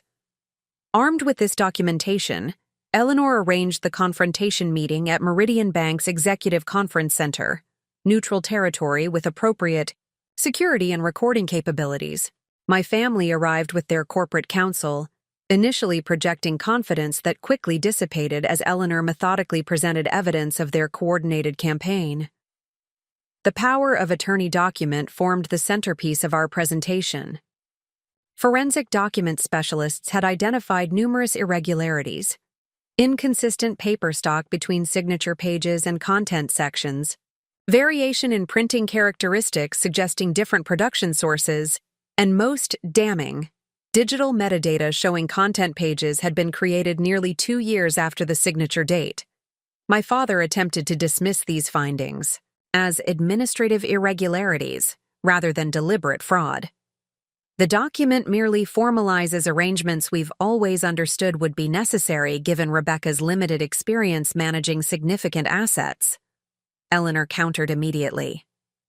The document fraudulently misrepresents Ms. Wilson's intentions while attempting to transfer millions in assets at below-market valuations to related entities. These aren't administrative oversights. They represent potential criminal fraud. This explicit characterization visibly unsettled my family's attorneys, who requested a brief consultation with their clients. When they returned, their approach shifted dramatically from aggressive defense to damage control. Our clients acknowledged potential misunderstandings regarding authorization parameters, their lead counsel offered carefully, while maintaining that their intentions focused on portfolio protection rather than personal benefit. They're prepared to formally renounce any claims under the disputed document and reverse any actions initiated through its authority. Eleanor dismissed this characterization immediately, Selling properties at 62% of market value to family-controlled entities constitutes clear self-dealing, not portfolio protection.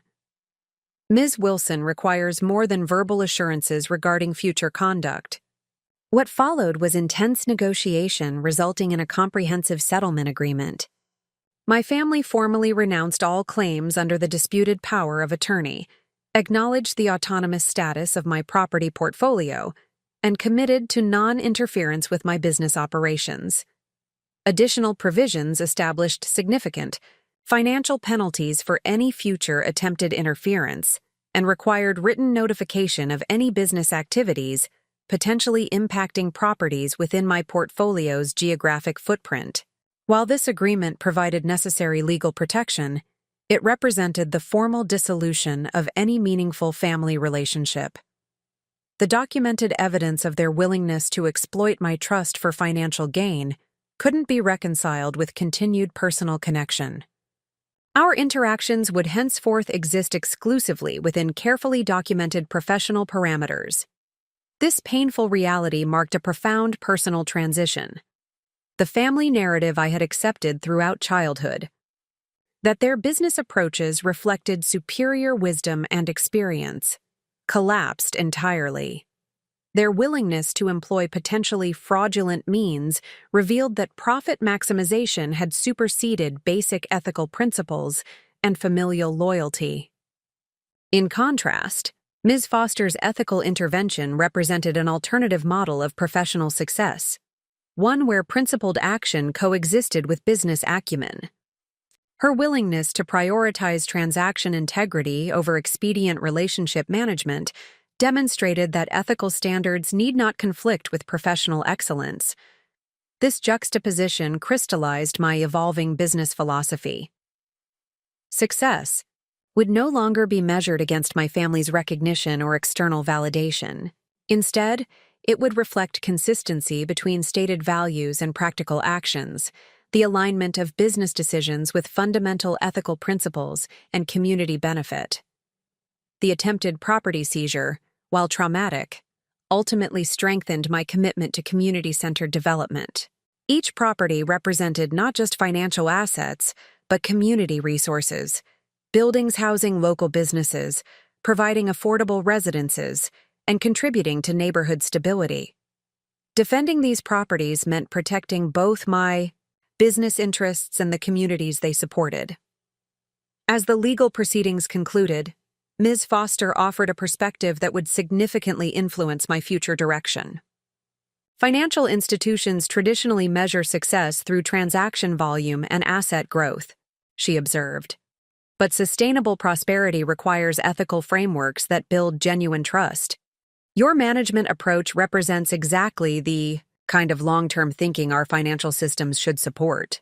This observation sparked conversations about how traditional banking practices often disadvantaged community-focused development despite its demonstrable stability and positive economic impacts. These discussions eventually led to a formal partnership between my portfolio and Meridian Bank's newly established Community Investment Division, an initiative Ms. Foster championed to provide specialized financial services for sustainable development projects. The attempted property seizure thus indirectly catalyzed institutional change, extending far beyond my individual circumstances. By highlighting the vulnerability of community-centered development approaches to traditional financial structures, it prompted institutional innovation that would ultimately benefit numerous similar projects throughout the region. This transformation reflected the power of principled persistence against seemingly insurmountable opposition. What began as a defensive struggle for basic property rights evolved into proactive institutional reform, supporting alternative development models. The very forces that attempted to undermine my independent management ultimately strengthened both my resolve and the systemic support for community-centered approaches. The months following the confrontation with my family marked a period of intensive reconstruction, both for my property portfolio and my personal perspective.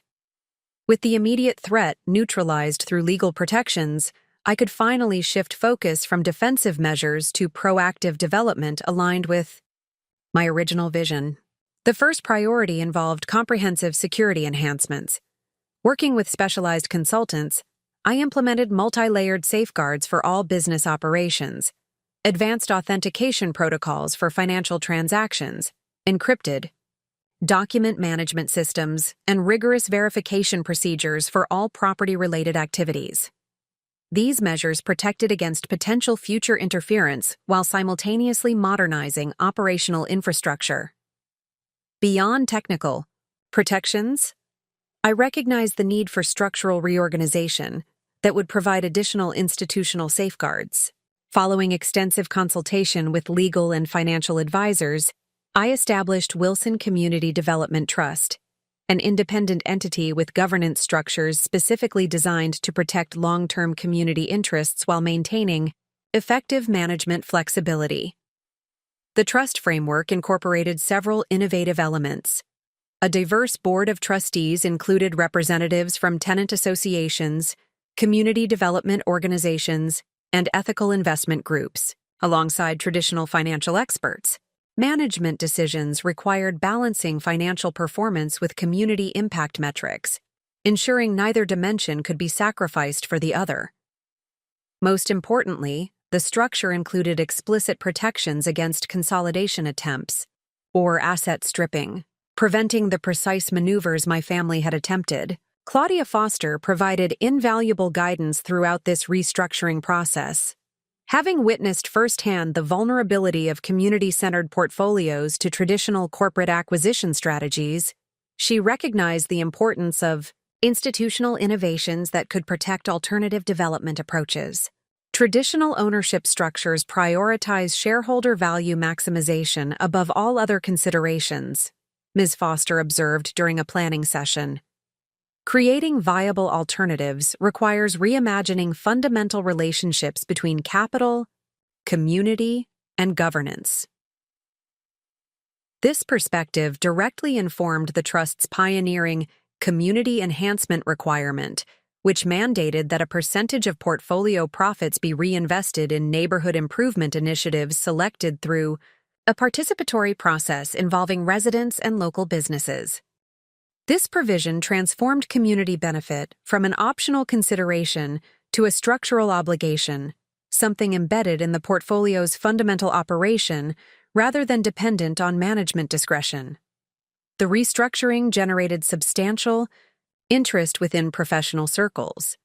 Several regional business publications profiled the innovative governance model, highlighting its potential application for other community-focused enterprises. Urban planning programs at 2 universities incorporated case studies of the trust structure into their curriculum, analyzing how it balanced financial sustainability with community accountability. Most significantly, the model attracted interest from other property owners seeking alternatives to conventional development approaches. Eleanor Simmons, who had sold me her Riverside properties, introduced several colleagues facing similar succession planning challenges. Experienced property owners concerned about community impacts after transferring their portfolios. These connections led to the formation of the Sustainable Urban Development Alliance, a professional organization supporting property owners committed to community-centered management approaches. The alliance provided educational resources, professional development opportunities, and advocacy support for members navigating a development landscape often structured to favor conventional approaches. Through these expanding professional networks, I encountered Sofia Rodriguez, an architectural engineer specializing in adaptive reuse of historic commercial structures. Sofia had developed innovative approaches for modernizing older buildings, while preserving their architectural character and maintaining affordability for existing tenants. Most developers view historic structures purely as aesthetic assets, Sofia explained during our first meeting. They preserve facades while completely gutting interiors and pricing out longtime occupants. But buildings embody cultural memory and community relationships that deserve preservation alongside architectural elements. This philosophy aligned perfectly with my approach to the downtown commercial properties my family had attempted to acquire. These buildings, constructed between 1910 and 1935, housed an eclectic mix of local businesses while featuring distinctive architectural elements often overlooked by conventional development assessments, focusing exclusively on square footage and location value. Sophia's expertise catalyzed the Downtown Heritage Initiative, a comprehensive renovation program balancing historic preservation, functional modernization, and community stability. Rather than approaching each building as an isolated project, the initiative treated the 3 adjacent properties as an integrated district with shared infrastructure, coordinated aesthetic elements, and complementary tenant mixes. The architectural approach featured several innovations: energy-efficient climate systems specifically designed for historic structures, flexible interior configurations accommodating diverse business needs, and accessibility modifications preserving original architectural features while meeting modern requirements. These improvements enhanced functionality without sacrificing the distinctive character that differentiated these buildings from generic commercial spaces. Equally important were the economic innovations accompanying physical renovations. Graduated lease structures allowed existing tenants to maintain affordability while sharing incrementally in property value increases. Business incubator spaces provided reduced-rate options for emerging local enterprises. Shared service arrangements created economies of scale, making professional amenities accessible for small businesses. As implementation progressed, the Downtown Heritage Initiative attracted attention beyond local markets. Sustainable development publications featured the project as exemplifying fourth-generation urban renewal, approaches balancing economic vitality with cultural preservation and community stability. Professional organizations requested site tours to examine how historic character could be maintained while achieving modern performance standards. This recognition, while professionally gratifying, proved secondary to the project's community impact. Businesses that had operated in these buildings for decades could continue serving neighborhood needs rather than being displaced by rising rents. New enterprises found accessible entry points into established commercial districts. Architectural heritage remained intact while incorporating contemporary sustainability practices. The most meaningful validation came during a community feedback session 6 months after major renovations completed. Janet Monroe, who had operated a small bookstore in one building for 27 years, shared her perspective with remarkable clarity. When developers started buying buildings downtown, we assumed displacement was inevitable, Janet explained. Everyone told us that's just how progress works. Preservation is nice in theory, but incompatible with economic reality. This project proves that's fundamentally false. We can honor history, support local businesses, and create economic value simultaneously. It just requires prioritizing different metrics beyond maximum short-term profit. This observation captured precisely the alternative development philosophy I had been implementing across my portfolio, an approach that measured success through multiple dimensions rather than reducing all value to immediate financial returns. Janet's articulation validated not just specific project outcomes, but the underlying principles guiding all management decisions. The success of the Downtown Heritage Initiative created momentum for subsequent projects throughout the portfolio.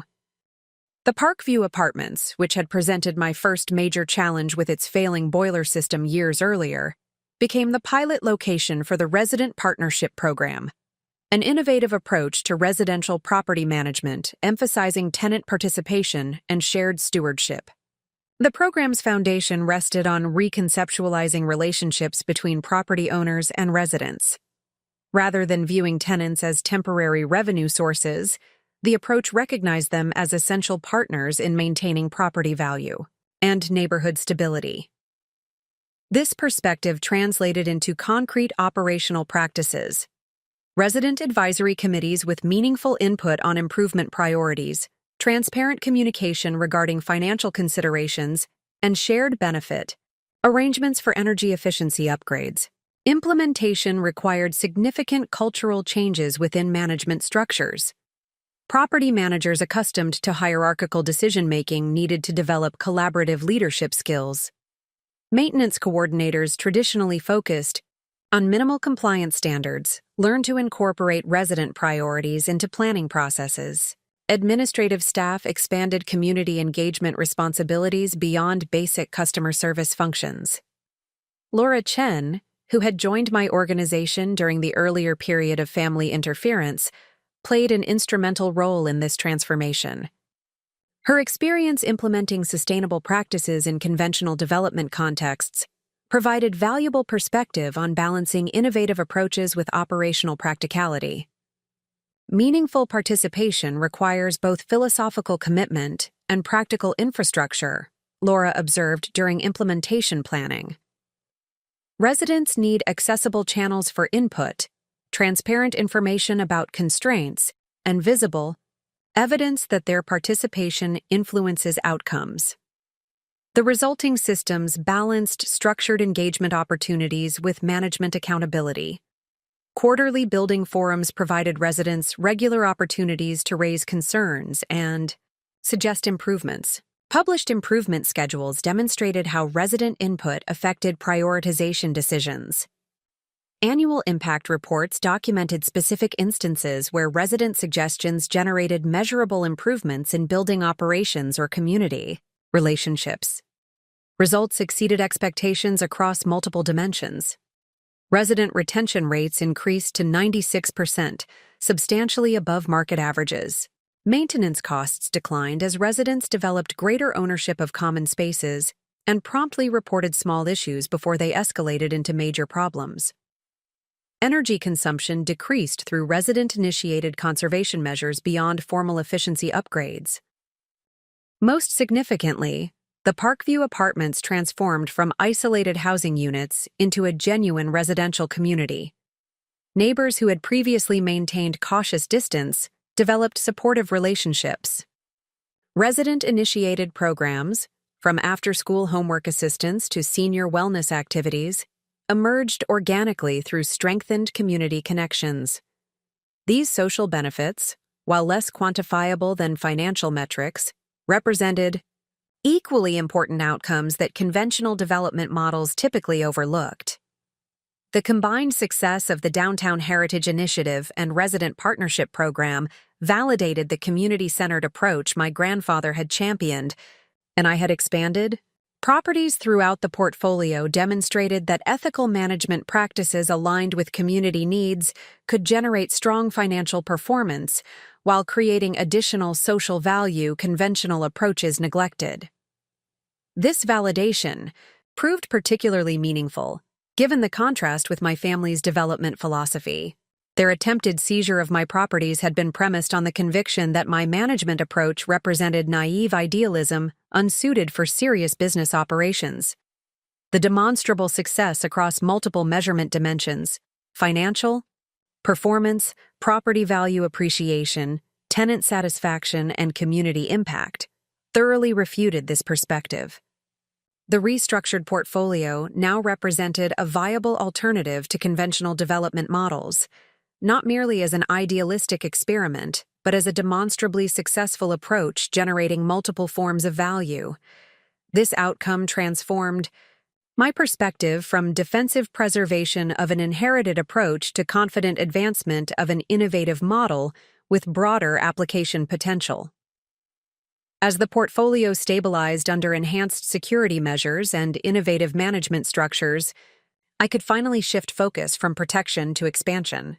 The question was no longer whether community-centered development could succeed, but how its principles could be applied more broadly to address pressing challenges in urban development and affordable housing. Challenges my family's conventional approach had often exacerbated rather than alleviated. This transition from defensive preservation to proactive expansion would define the next phase of my professional journey, a journey catalyzed by the very crisis that had threatened everything I had built. 2 years after the confrontation at Meridian Bank, I received an unexpected email from Victor Hargrove, CEO of Hargrove Development Corporation. As one of Oak Ridge's oldest and most established development companies, Hargrove had been a cornerstone of the city's growth since the 1950s, known for their traditional approach and conservative investment strategies. I'd appreciate the opportunity to discuss a potential collaboration regarding the West Side Industrial District, Victor wrote.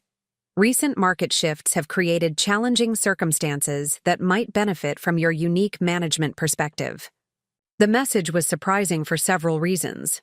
Hargrove Development had historically maintained close business relationships with both Wilson Development Group and Pinnacle, frequently partnering on major projects. Additionally, Victor had publicly criticized idealistic approaches to property development during industry panels, specifically referencing community-centered models as economically unsustainable. After consulting with my advisory team, I agreed to meet Victor at a neutral location, a private dining room at the Oak Ridge Economic Club. I arrived prepared for potential manipulation, having researched Hargrove's recent projects and financial position thoroughly. What I discovered during our meeting was entirely unexpected. "Thank you for agreeing to meet," Victor began, noticeably more subdued than his usual commanding presence at industry events. "I'll be direct. Hargrove Development is facing significant challenges with our West Side industrial acquisition, and conventional approaches aren't yielding viable solutions." He proceeded to outline their situation with remarkable candor. 3 years earlier, Hargrove had acquired a 22-acre former manufacturing complex in Oak Ridge's West Side district, envisioning a complete demolition and redevelopment into luxury condominiums and high-end retail. The project had encountered multiple obstacles, environmental remediation costs significantly exceeding initial estimates, organized community opposition to the proposed development plan, and changing market conditions reducing demand for luxury housing in that location. "We've invested $34 million in acquisition and preliminary work," Victor explained. "The conventional approach would be proceeding with a scaled-back version of the original plan, but projections show even that would likely underperform. Before making that decision, I wanted to explore whether your community-integrated approach might offer alternatives we haven't considered." His frankness about Hargrove's vulnerability represented a significant departure from the carefully maintained image of infallibility the company had cultivated for decades. More surprising was his acknowledgement of potentially overlooking viable approaches due to ideological commitments. "I've observed your portfolio's performance with interest," he continued, "particularly how the Downtown Heritage Initiative maintained profitability while addressing preservation concerns that conventional models would have dismissed as economically non-viable. The West Side situation presents similar complexities that might benefit from reconsideration of our fundamental assumptions." Over the next 2 hours, Victor shared comprehensive details about the West Side property, environmental assessments, community feedback documentation, market analysis, and financial projections for various development scenarios. The transparency suggested genuine interest in collaborative problem-solving rather than sophisticated manipulation. I requested time to review the materials and develop preliminary recommendations before discussing potential collaboration structures. This evaluation process took nearly 3 weeks, involving intensive analysis from multiple perspectives. Environmental specialists assessed remediation requirements and potential for sustainable redevelopment, incorporating existing structural elements. Community engagement consultants analyzed neighborhood composition, economic needs, and development priorities expressed through previous advocacy efforts. Market analysts evaluated demand potential for various mixed-use scenarios, combining residential, commercial, and light industrial components. The comprehensive evaluation revealed promising alternatives to Hargrove's original plan. The existing industrial structures, while requiring significant updating, featured architectural elements worth preserving: soaring ceilings, abundant natural light, and distinctive brick detailing characteristic of early 20th century industrial design. The surrounding neighborhood demonstrated unmet demand for various services: affordable workspace for creative enterprises, community gathering facilities, and accessible housing options for essential workers. Most significantly, the financial analysis indicated that a properly structured mixed-use development incorporating these elements could potentially outperform the luxury-focused approach in long-term value creation, particularly when accounting for accelerated timeline benefits from adaptive reuse versus complete demolition and rebuilding. I presented these findings during a follow-up meeting with Victor and his senior development team. Their reactions ranged from skeptical to intrigued as I outlined an alternative vision for the West Side property. The industrial complex presents an opportunity for creating what urban planners call a complete neighborhood, a development integrating residential, commercial, and community elements serving diverse socioeconomic groups while preserving architectural heritage, I explained. The main manufacturing building could be repurposed as a mixed-use hub, combining affordable workspace, community facilities, and local retail.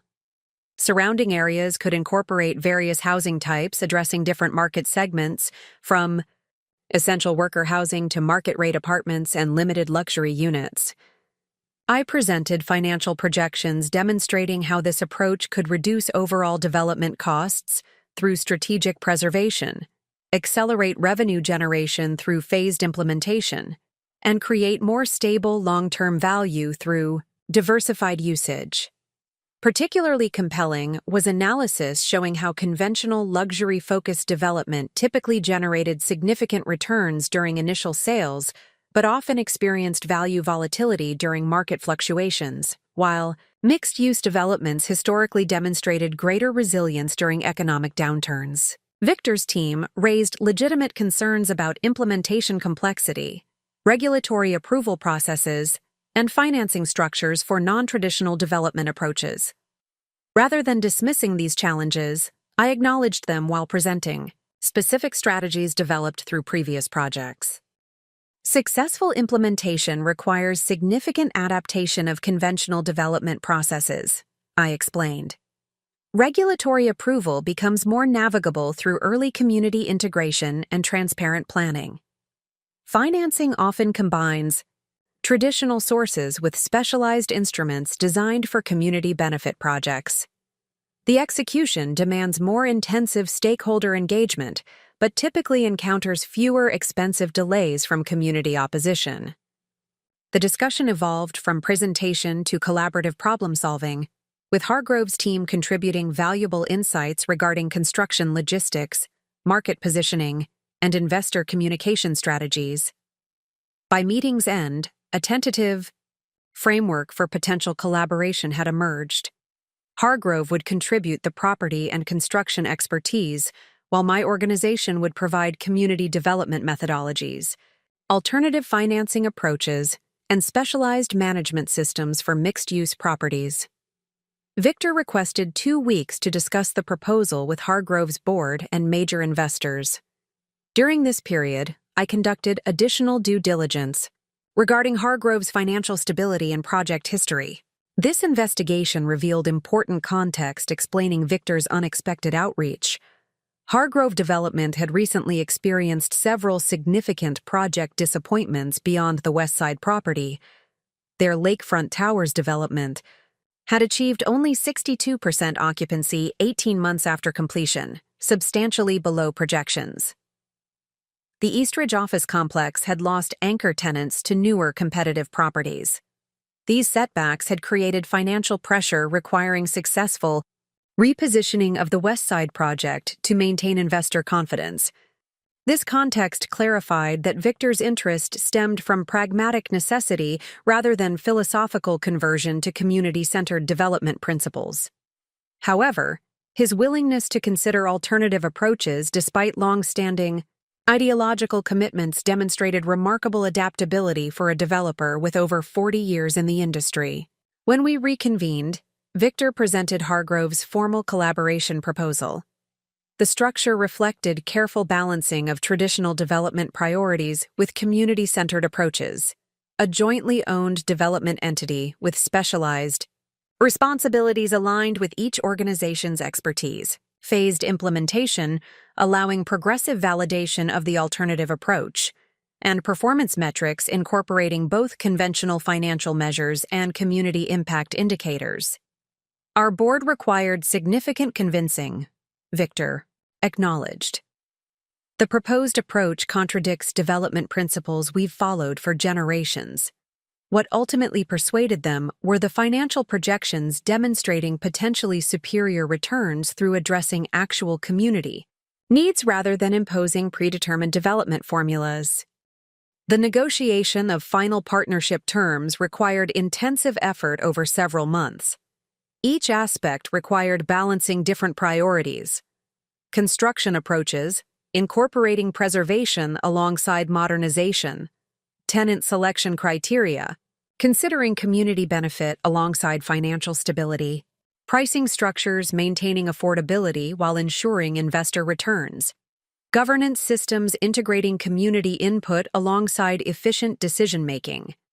Throughout this complex process, I maintained regular consultation with Claudia Foster, whose perspective on balancing institutional requirements with innovative approaches proved invaluable. Her experience navigating traditional banking structures while implementing alternative financing models provided essential guidance for structuring the partnership's financial aspects. Successful innovation requires translating new approaches into terms traditional institutions can understand and evaluate, Ms. Foster observed during a particularly challenging negotiation regarding financing structures. The goal isn't abandoning valid risk management principles, but demonstrating how community-centered approaches actually address those concerns through different methodologies. This insight directly influenced our approach to structuring the development entity's governance and reporting systems. Rather than positioning community engagement as an idealistic addition potentially compromising financial performance, we demonstrated how properly structured community integration actually reduced development risks, decreasing expensive delays. From opposition, enhancing marketing effectiveness through authentic neighborhood relationships, improving tenant stability through addressing actual community needs, and creating resilient value through diversified usage. The finalized partnership agreement, named Westside Community Development Partners, represented a genuine innovation in commercial real estate development. The structure maintained necessary financial disciplines while incorporating community-centered principles throughout planning, implementation, and management processes. Most significantly, it created a replicable model demonstrating how established development companies could successfully incorporate alternative approaches within traditional business frameworks. The partnership announcement generated substantial industry attention, particularly given Hargrove's established reputation for conventional development approaches. Industry publications featured interviews exploring Victor's unexpected partnership decision, providing opportunities to articulate how community-centered development represented sound business strategy rather than charity or idealism. This isn't about sacrificing returns for social benefits, Victor explained in a widely circulated industry interview. It's about recognizing that conventional development formulas don't always maximize value creation.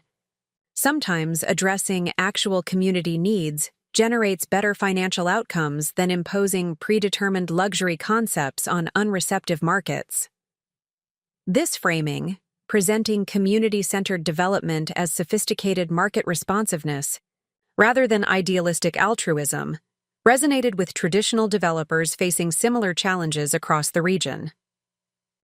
Several reached out to discuss potential adaptation of our approaches to their specific situations, creating unexpected expansion opportunities for community-centered methodologies. The West Side project itself progressed rapidly once implementation began. The phased approach allowed initial areas to begin generating returns while subsequent sections underwent development. Preservation of key architectural elements reduced construction timelines while creating distinctive spaces commanding premium rates from creative enterprises valuing architectural character. Community engagement processes identified genuine service gaps that, once addressed through strategic tenant selection, created immediate market demand unlike speculative retail concepts frequently struggling through extended vacancy periods. Most significantly, The development attracted diverse tenants, creating a self-reinforcing ecosystem within the property. Affordable workspace for creative enterprises generated cultural programming, attracting visitors to retail elements. Essential, worker housing provided convenient employees for commercial operations. Community facilities created gathering spaces, enhancing neighborhood integration. Selective market-rate residential components benefited from authentic character unavailable in conventional luxury developments. As the project progressed from concept to implementation, I recognized the profound transformation it represented, not just for the specific property, but for regional development practices. What began as a pragmatic response to financial challenges had evolved into a demonstration project showcasing how community-centered development could function within mainstream commercial real estate frameworks. This expansion opportunity had emerged from entirely unexpected sources. While I had anticipated potential growth through partnerships with like-minded independent property owners or specialized community development organizations, the collaboration with an established conventional developer represented a different magnitude of influence. The West Side Project created a blueprint for adapting community-centered principles to a scale typically accessible only through traditional development approaches. The partnership with Hargrove demonstrated that principled persistence through adversity could ultimately create unexpected opportunities transcending original goals.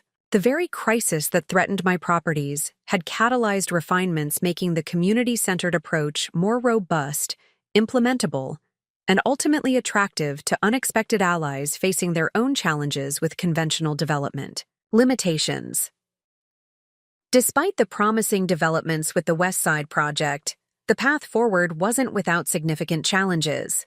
Approximately 8 months into the partnership with Hargrove Development, I faced the most severe crisis since the attempted property seizure. A coordinated effort that threatened not just individual properties, but the entire foundation of my business approach. The first indication of trouble came through an unexpected source.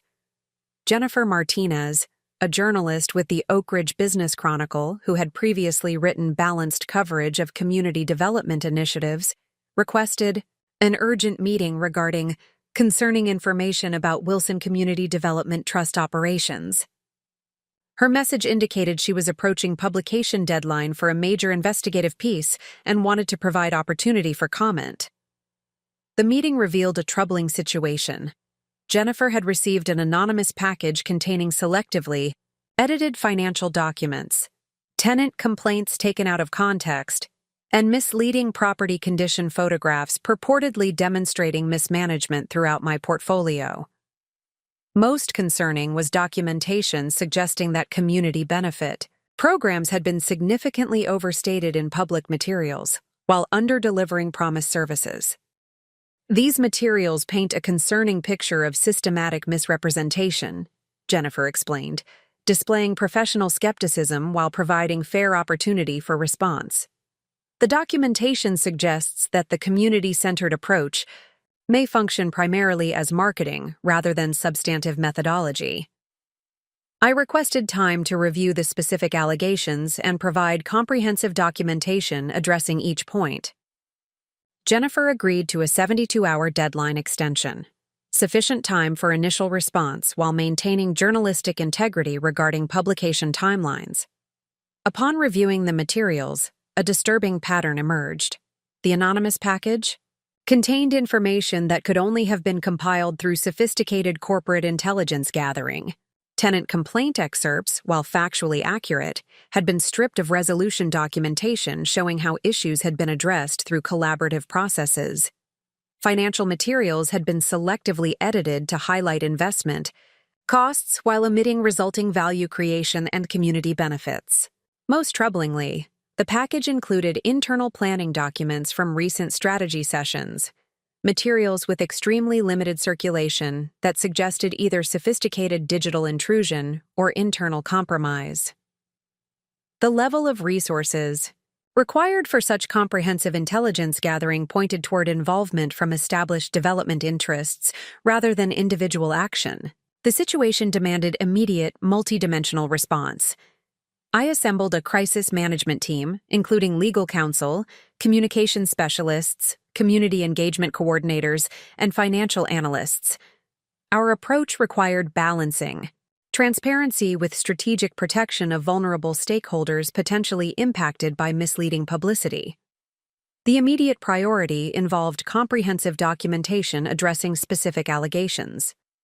Financial records demonstrating actual community investment amounts and resulting impacts were compiled with independent verification from accounting firms. Tenant satisfaction surveys conducted by third-party evaluators provided context for complaint resolution processes. Property condition assessments from licensed inspectors countered misleading visual representations. Beyond defensive documentation, we implemented proactive transparency measures. A comprehensive impact report, already scheduled for publication but accelerated in response to the crisis, provided independently verified metrics across multiple dimensions: financial performance, property condition improvements, tenant retention, rates, affordability maintenance, and specific community benefits. Community partners were briefed regarding the situation and provided forums for expressing authentic perspectives regarding collaborative initiatives. The response strategy proved effective when meeting with Jennifer for follow-up discussion. The comprehensive documentation directly countered misleading representations while demonstrating commitment to accountability and transparency. Most persuasively, community partners voluntarily provided testimonials regarding actual experiences that contradicted the anonymous allegations. This documentation presents a substantially different picture than the materials I received, Jennifer acknowledged after thorough review. The comprehensive third-party verification significantly changes the story's direction. Her resulting article transformed from potential exposé to balanced examination of innovative development approaches, acknowledging challenges while accurately representing actual practices and outcomes. The piece included perspectives from community partners, financial experts, and urban planning professionals alongside factual performance metrics. While this initial crisis response succeeded, the coordinated nature of the attack suggested broader implications requiring strategic consideration. The sophistication and resources involved indicated that community-centered development approaches had begun threatening established interests sufficiently to warrant organized opposition. This realization prompted comprehensive security evaluation across all operational dimensions. Digital systems underwent forensic analysis that identified and addressed several sophisticated intrusion attempts. Document handling protocols were enhanced to include digital watermarking enabling source identification. Staff underwent security awareness training addressing both technical vulnerabilities and social engineering tactics. Beyond technical measures, the situation necessitated deeper consideration of strategic vulnerabilities. The anonymous package had targeted specific aspects of community-centered development that traditional metrics inadequately captured, particularly regarding qualitative benefits conventional financial reporting systems weren't designed to measure. This exposed a fundamental challenge: how to demonstrate community-centered development's comprehensive value within evaluation frameworks designed for conventional approaches. Addressing this challenge required innovative measurement methodologies. Working with urban planning researchers from Oak Ridge University, we developed the Community Impact Assessment Framework, a comprehensive evaluation system incorporating quantitative metrics alongside qualitative indicators. The framework included traditional financial measures while adding dimensions reflecting community stability, economic opportunity creation, cultural preservation, and environmental sustainability. Implementation involved considerable investment in new data collection systems, independent verification mechanisms, and transparent reporting structures. The resulting methodology provided robust defense against selective misrepresentation by demonstrating comprehensive value creation across multiple dimensions. Most importantly, it translated community benefits into terms financial institutions and investment partners could effectively evaluate alongside traditional metrics. As these defensive systems were implemented, investigation into the source of the coordinated attack continued. The breakthrough came from an unexpected direction. A mid-level manager at Pinnacle Development Group, increasingly uncomfortable with company practices, provided critical information regarding a coordinated campaign targeting community-centered development initiatives throughout the region. The informant revealed that Pinnacle, working in conjunction with several traditional development companies, including Wilson Development Group, had established a specialized division focused on market protection strategies. This group employed sophisticated corporate intelligence gathering, strategic communication campaigns, and regulatory manipulation to undermine development approaches threatening traditional models. The Westside partnership with Hargrove had apparently triggered intensified opposition due to its potential demonstration effect. Traditional developers recognized that successful implementation of community-centered approaches by an established company like Hargrove could catalyze broader adoption, potentially transforming market expectations and development practices throughout the region. This information provided essential context for developing effective countermeasures. Rather than viewing the attack as isolated opposition to my specific projects, it represented industry resistance to methodological innovation threatening established profit models. This perspective shifted our response strategy from defensive protection to proactive demonstration of community-centered development's superior performance across multiple value dimensions. The comprehensive approach included several key components. First, enhanced transparency became a central operating principle. We developed a public-facing dashboard, providing real-time performance metrics across financial, community impact, and sustainability dimensions. This radical transparency made selective misrepresentation virtually impossible while demonstrating confidence in the methodology's effectiveness. Second, formal research partnerships with academic institutions created rigorous evaluation of community-centered approaches. These collaborations produced peer-reviewed studies documenting specific mechanisms through which community integration enhanced financial performance, reduced development timeline delays through decreased opposition, lower tenant acquisition costs through community networks, enhanced property value stability through diversified usage, and increased resilience during market fluctuations through tenant diversity. Third, industry education initiatives demonstrated community-centered development's practical implementation to mainstream audiences, workshop series for traditional developers, specialized training for financial professionals, and technical assistance programs for property owners created accessible entry points for conventional practitioners interested in methodological adaptation. This comprehensive approach transformed opposition into opportunity, using the coordinated attack as catalyst for broader demonstration of community-centered development's legitimacy and performance advantages. Rather than merely defending specific projects, we established systematic validation of the underlying methodology's effectiveness within mainstream evaluation frameworks. The situation reached a critical inflection point approximately 4 months after the initial attack. The Westside Project's first phase opened to extraordinary success, achieving 94% occupancy within 60 days, substantially outperforming projections while generating enthusiastic community response. This demonstrable success directly contradicted negative narratives while providing Victor Hargrove compelling evidence for skeptical industry colleagues. "The performance speaks for itself," Victor noted during the opening ceremony. "We're exceeding financial projections while creating development that enhances community fabric rather than disrupting it. That's not idealism. It's sophisticated market responsiveness, recognizing that authentic community integration creates sustainable value traditional approaches frequently overlook." This public endorsement from a respected conventional developer dramatically shifted industry perception.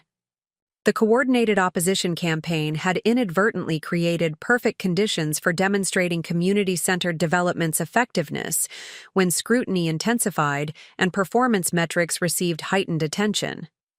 The crisis period ultimately strengthened rather than weakened my organization's position.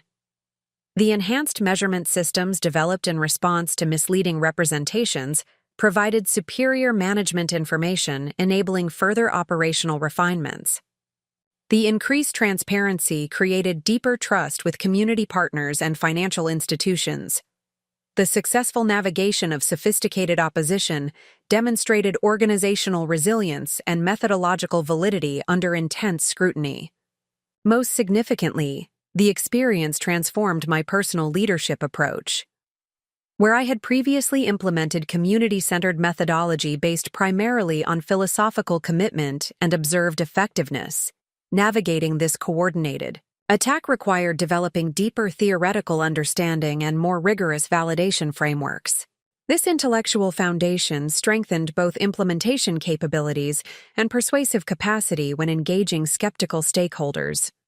The crisis that might have destroyed my organization instead catalyzed its evolution into a more robust, defensible, and ultimately influential exemplar of alternative development approaches. The opposition's sophisticated attack required developing equally sophisticated defense systems that ultimately advanced the methodology beyond what gradual evolution might have produced. This transformative experience demonstrated a principle that would guide subsequent expansion efforts. Determined opposition often reveals precisely the innovations needed for advancement. The specific vulnerabilities targeted exposed development, opportunities that, once addressed, created substantially stronger implementation systems. The coordinated attack intended to undermine community-centered development instead accelerated its evolution into more robust and persuasive forms. As the immediate crisis resolved, I recognized that true security wouldn't come through defensive measures alone, but through expanding demonstration of community-centered development's effectiveness across diverse contexts. Each successful implementation created additional validation while building broader recognition of the approach's legitimacy and performance advantages. The path forward became clear: transform opposition into opportunity by directly addressing methodological vulnerabilities while expanding successful implementation across increasingly mainstream applications. Rather than retreating to comfortable niches where community-centered approaches already found acceptance, strategic advancement required bringing these methodologies into contexts where skepticism remained strongest, demonstrating superior performance precisely where traditional approaches appeared most entrenched. This realization would guide subsequent strategic decisions, particularly regarding unexpected opportunities emerging from quarters previously considered permanently aligned with conventional development philosophies. The coming months would present precisely such opportunities, testing whether community-centered approaches could transcend niche applications to influence mainstream development practices throughout the region. 3 years after the attempted property seizure, downtown Oak Ridge had transformed dramatically. The West Side Project had evolved from experimental collaboration into award-winning development featured in national urban planning publications. The Community Impact Assessment Framework had been adopted by 2 regional banks for evaluating mixed-use development financing. Most significantly, community-centered methodology had expanded beyond isolated projects to influence mainstream development practices throughout the region. Amid this professional success, an unexpected communication arrived: a formal letter from my father requesting a private meeting regarding family matters of significance. The carefully worded message, delivered through his personal attorney rather than corporate counsel, suggested matters beyond ordinary business concerns. After consulting with trusted advisors, I agreed to meet at a neutral location, a private conference room at the Oak Ridge Municipal Library. Security precautions reflected lingering concerns about potential manipulation. The meeting would be documented through audio recording with my attorney present in an adjacent room, available for immediate consultation if needed. When my father arrived, I barely recognized him. The commanding presence that had dominated family gatherings and business meetings had diminished considerably. He appeared noticeably older, with pronounced stress lines and a slight hesitation in his movements, suggesting recent health challenges. "Thank you for agreeing to meet," he began, his customary authoritative tone replaced by subdued formality. "I appreciate your willingness to hear what I have to say. though I understand your justifiable skepticism. He placed a sealed envelope on the conference table without immediate explanation. Before addressing specific matters, I owe you acknowledgement of serious wrongs. The attempt to seize your properties through manipulated documentation was unconscionable. Violation of basic ethical principles and family trust. While I cannot undo those actions, I can express genuine regret for my role in events that caused you justified pain and necessitated legal intervention. The straightforward acknowledgement, delivered without qualification or deflection, represented unprecedented accountability from a man who had spent decades projecting infallibility in business decisions. This fundamental departure from established patterns suggested something significant had occurred beyond strategic repositioning. Recent events have prompted considerable reflection, he continued, gesturing toward the envelope. 6 months ago, I experienced a serious cardiac event, not public knowledge outside immediate family. During recovery, my physician recommended comprehensive life evaluation alongside physical rehabilitation. He paused briefly, visibly uncomfortable with personal disclosure. This enforced period of reflection coincided with significant business developments. The Downtown Eastridge project, Wilson Development Group's flagship luxury development, has encountered extraordinary challenges. Construction delays, financing complications, and unprecedented community opposition have created what our board euphemistically terms viability concerns. The situation he described represented the culmination of conventional development limitations my alternative approach had been designed to address: community opposition extending timelines and increasing costs, declining market demand for luxury-focused development in evolving urban environments, and financing institutions increasingly incorporating community impact considerations alongside traditional metrics. These converging circumstances necessitated reevaluation of fundamental assumptions, my father explained. Your West Side project with Hargrove has demonstrated superior performance across dimensions we previously dismissed as secondary considerations. The implementation timeline, occupancy rates, and value stability have outperformed comparable conventional developments, despite supposedly idealistic community integration components. His acknowledgement of the community-centered approach's effectiveness represented extraordinary evolution for someone who had previously characterized such methodologies as fundamentally incompatible with serious business operations. This recognition appeared driven by empirical results rather than philosophical conversion, but nonetheless indicated significant perspective shift. The envelope contains documents you should review before we proceed further, he explained. They represent both acknowledgement of past wrongs and proposal for potential reconciliation should you consider such possibility worthwhile. The documents inside revealed extraordinary developments. First was formal acknowledgement of the attempted property seizure, with comprehensive release of any potential future claims against my portfolio. Second was documentation dissolving the Market Protection Division that had coordinated opposition against community-centered development initiatives.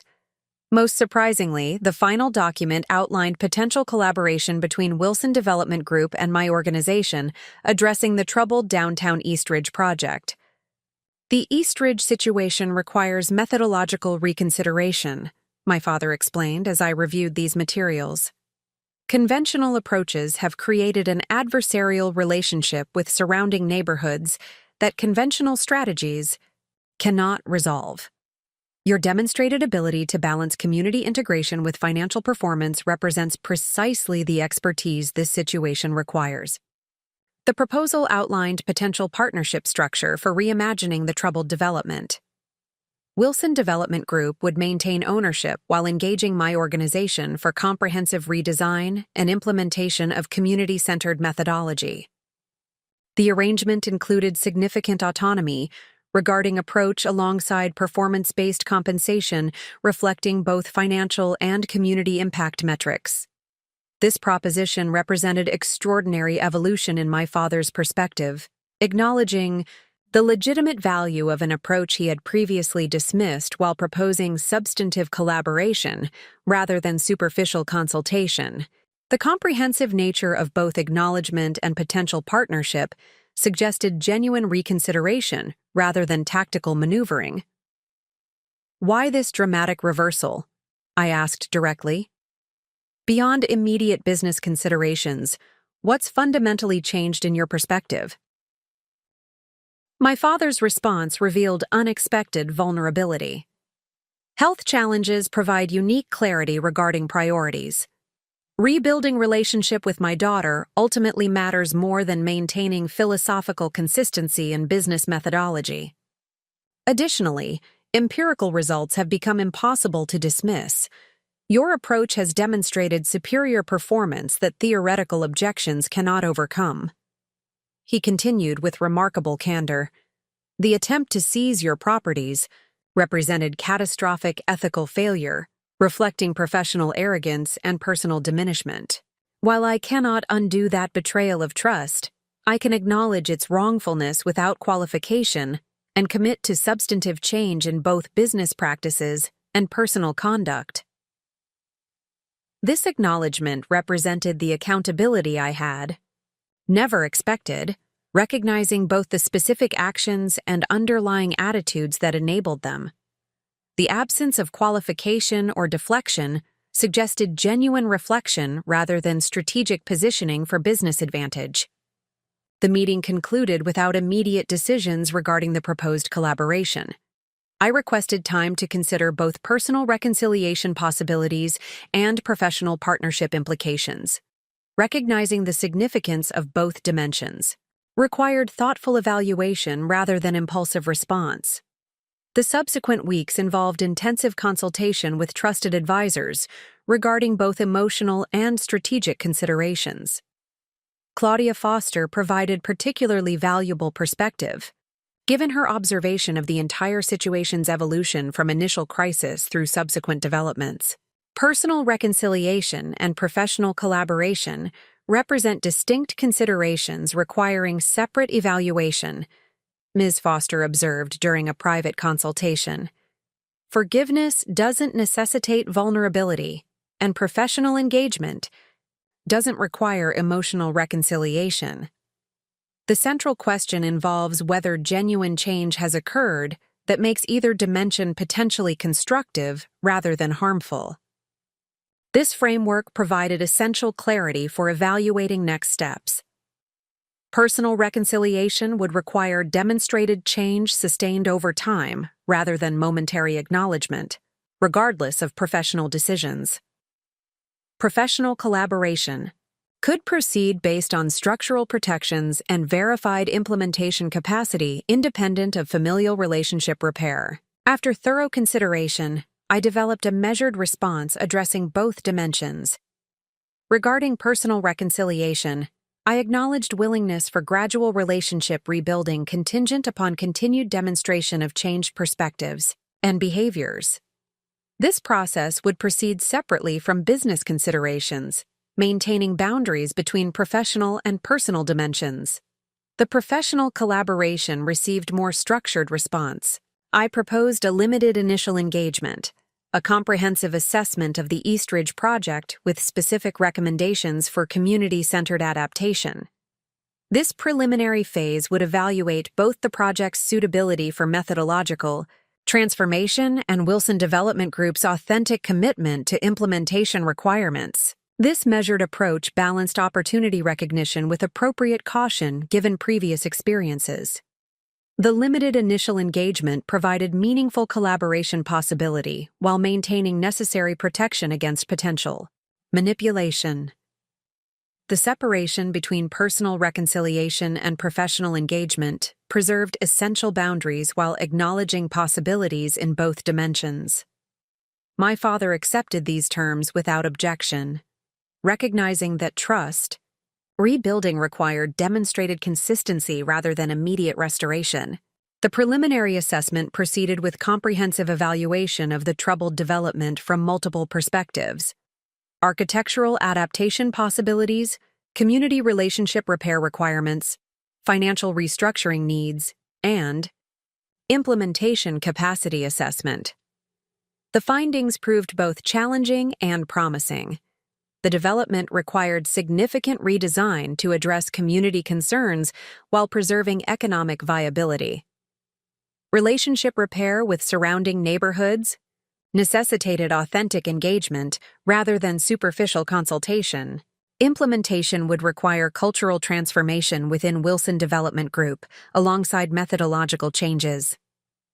Despite these challenges, the assessment identified viable pathways for successful transformation. Architectural modifications could preserve essential components while creating community-serving elements previously absent. Authentic engagement processes could rebuild neighborhood relationships through demonstrated commitment to addressing legitimate concerns. Financial restructuring could balance affordability components with market rate elements ensuring project viability. Most importantly, the assessment identified surprising capacity for implementation within Wilson Development Group. Several mid-level managers demonstrated genuine interest in community-centered methodologies, having observed the Westside Project's success with professional curiosity. Executive leadership, while less philosophically aligned, recognized pragmatic advantages demonstrated through comparative performance metrics. Based on these findings, I proposed expanded engagement structured around comprehensive methodology, transfer rather than limited consulting. The arrangement would involve collaborative implementation teams combining personnel from both organizations, ensuring knowledge transfer alongside immediate application. Governance structures would maintain necessary autonomy while creating collaborative decision frameworks addressing both companies' legitimate interests. This approach represented neither complete integration nor superficial cooperation, but substantive collaboration, maintaining distinct organizational identities while creating meaningful methodology exchange. The structure acknowledged continued philosophical differences while enabling practical cooperation where mutual benefit existed. Implementation began cautiously, with clearly defined project parameters and robust accountability mechanisms. Initial redesign phases demonstrated encouraging indicators. Community engagement processes generated substantive input rather than performative consultation. Architectural modifications balanced preservation with transformation.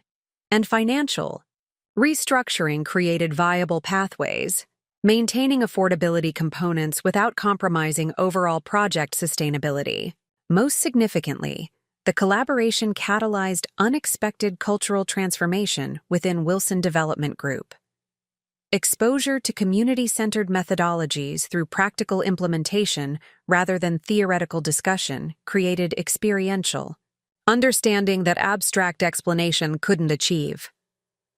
Mid-level managers experiencing authentic community engagement recognized practical advantages beyond philosophical considerations, accelerated approval processes, reduced opposition costs, and enhanced marketing authenticity through demonstrated community benefit.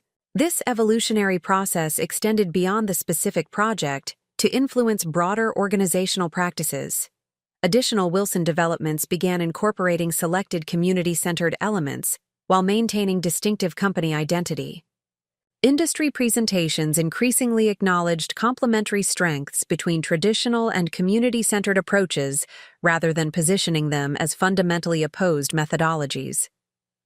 The transformation reflected profound learning extending in multiple directions. My organization gained valuable insights regarding implementation efficiency from Wilson's established systems. Wilson personnel developed appreciation for community engagement's practical benefits beyond philosophical considerations. Both organizations discovered complementary capabilities, creating mutual advantage through appropriate collaboration. Throughout this process, personal reconciliation proceeded separately at measured pace. Monthly family dinners, initially awkward, but gradually more authentic, created space for relationship rebuilding without artificial acceleration. My father demonstrated commitment to changed perspectives through consistent behavior rather than dramatic declarations.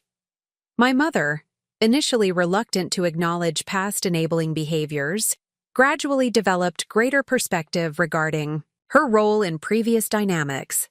The relationship remained fundamentally transformed rather than restored to previous patterns. Honest acknowledgement of past actions created foundation for potential future connection, while recognizing that complete trust restoration required sustained demonstration rather than momentary contrition. This realistic approach enabled meaningful reconciliation without diminishing accountability for previous betrayals. As implementation progressed successfully, I recognized the profound significance of this unexpected reconciliation beyond personal or specific project considerations. The collaboration demonstrated that community-centered development methodologies could influence even the most established conventional practitioners when demonstrated success became impossible to dismiss. The transformation suggested that persistent implementation of principled alternatives could ultimately affect mainstream practices more effectively than confrontational opposition. Most importantly, the situation demonstrated that maintaining ethical standards through adversity ultimately created unexpected opportunities transcending original objectives. The principled persistence that protected my properties through attempted seizure had ultimately catalyzed transformative influence, extending far beyond my specific portfolio to affect regional development practices broadly. The bank manager's intervention years earlier had preserved more than property ownership.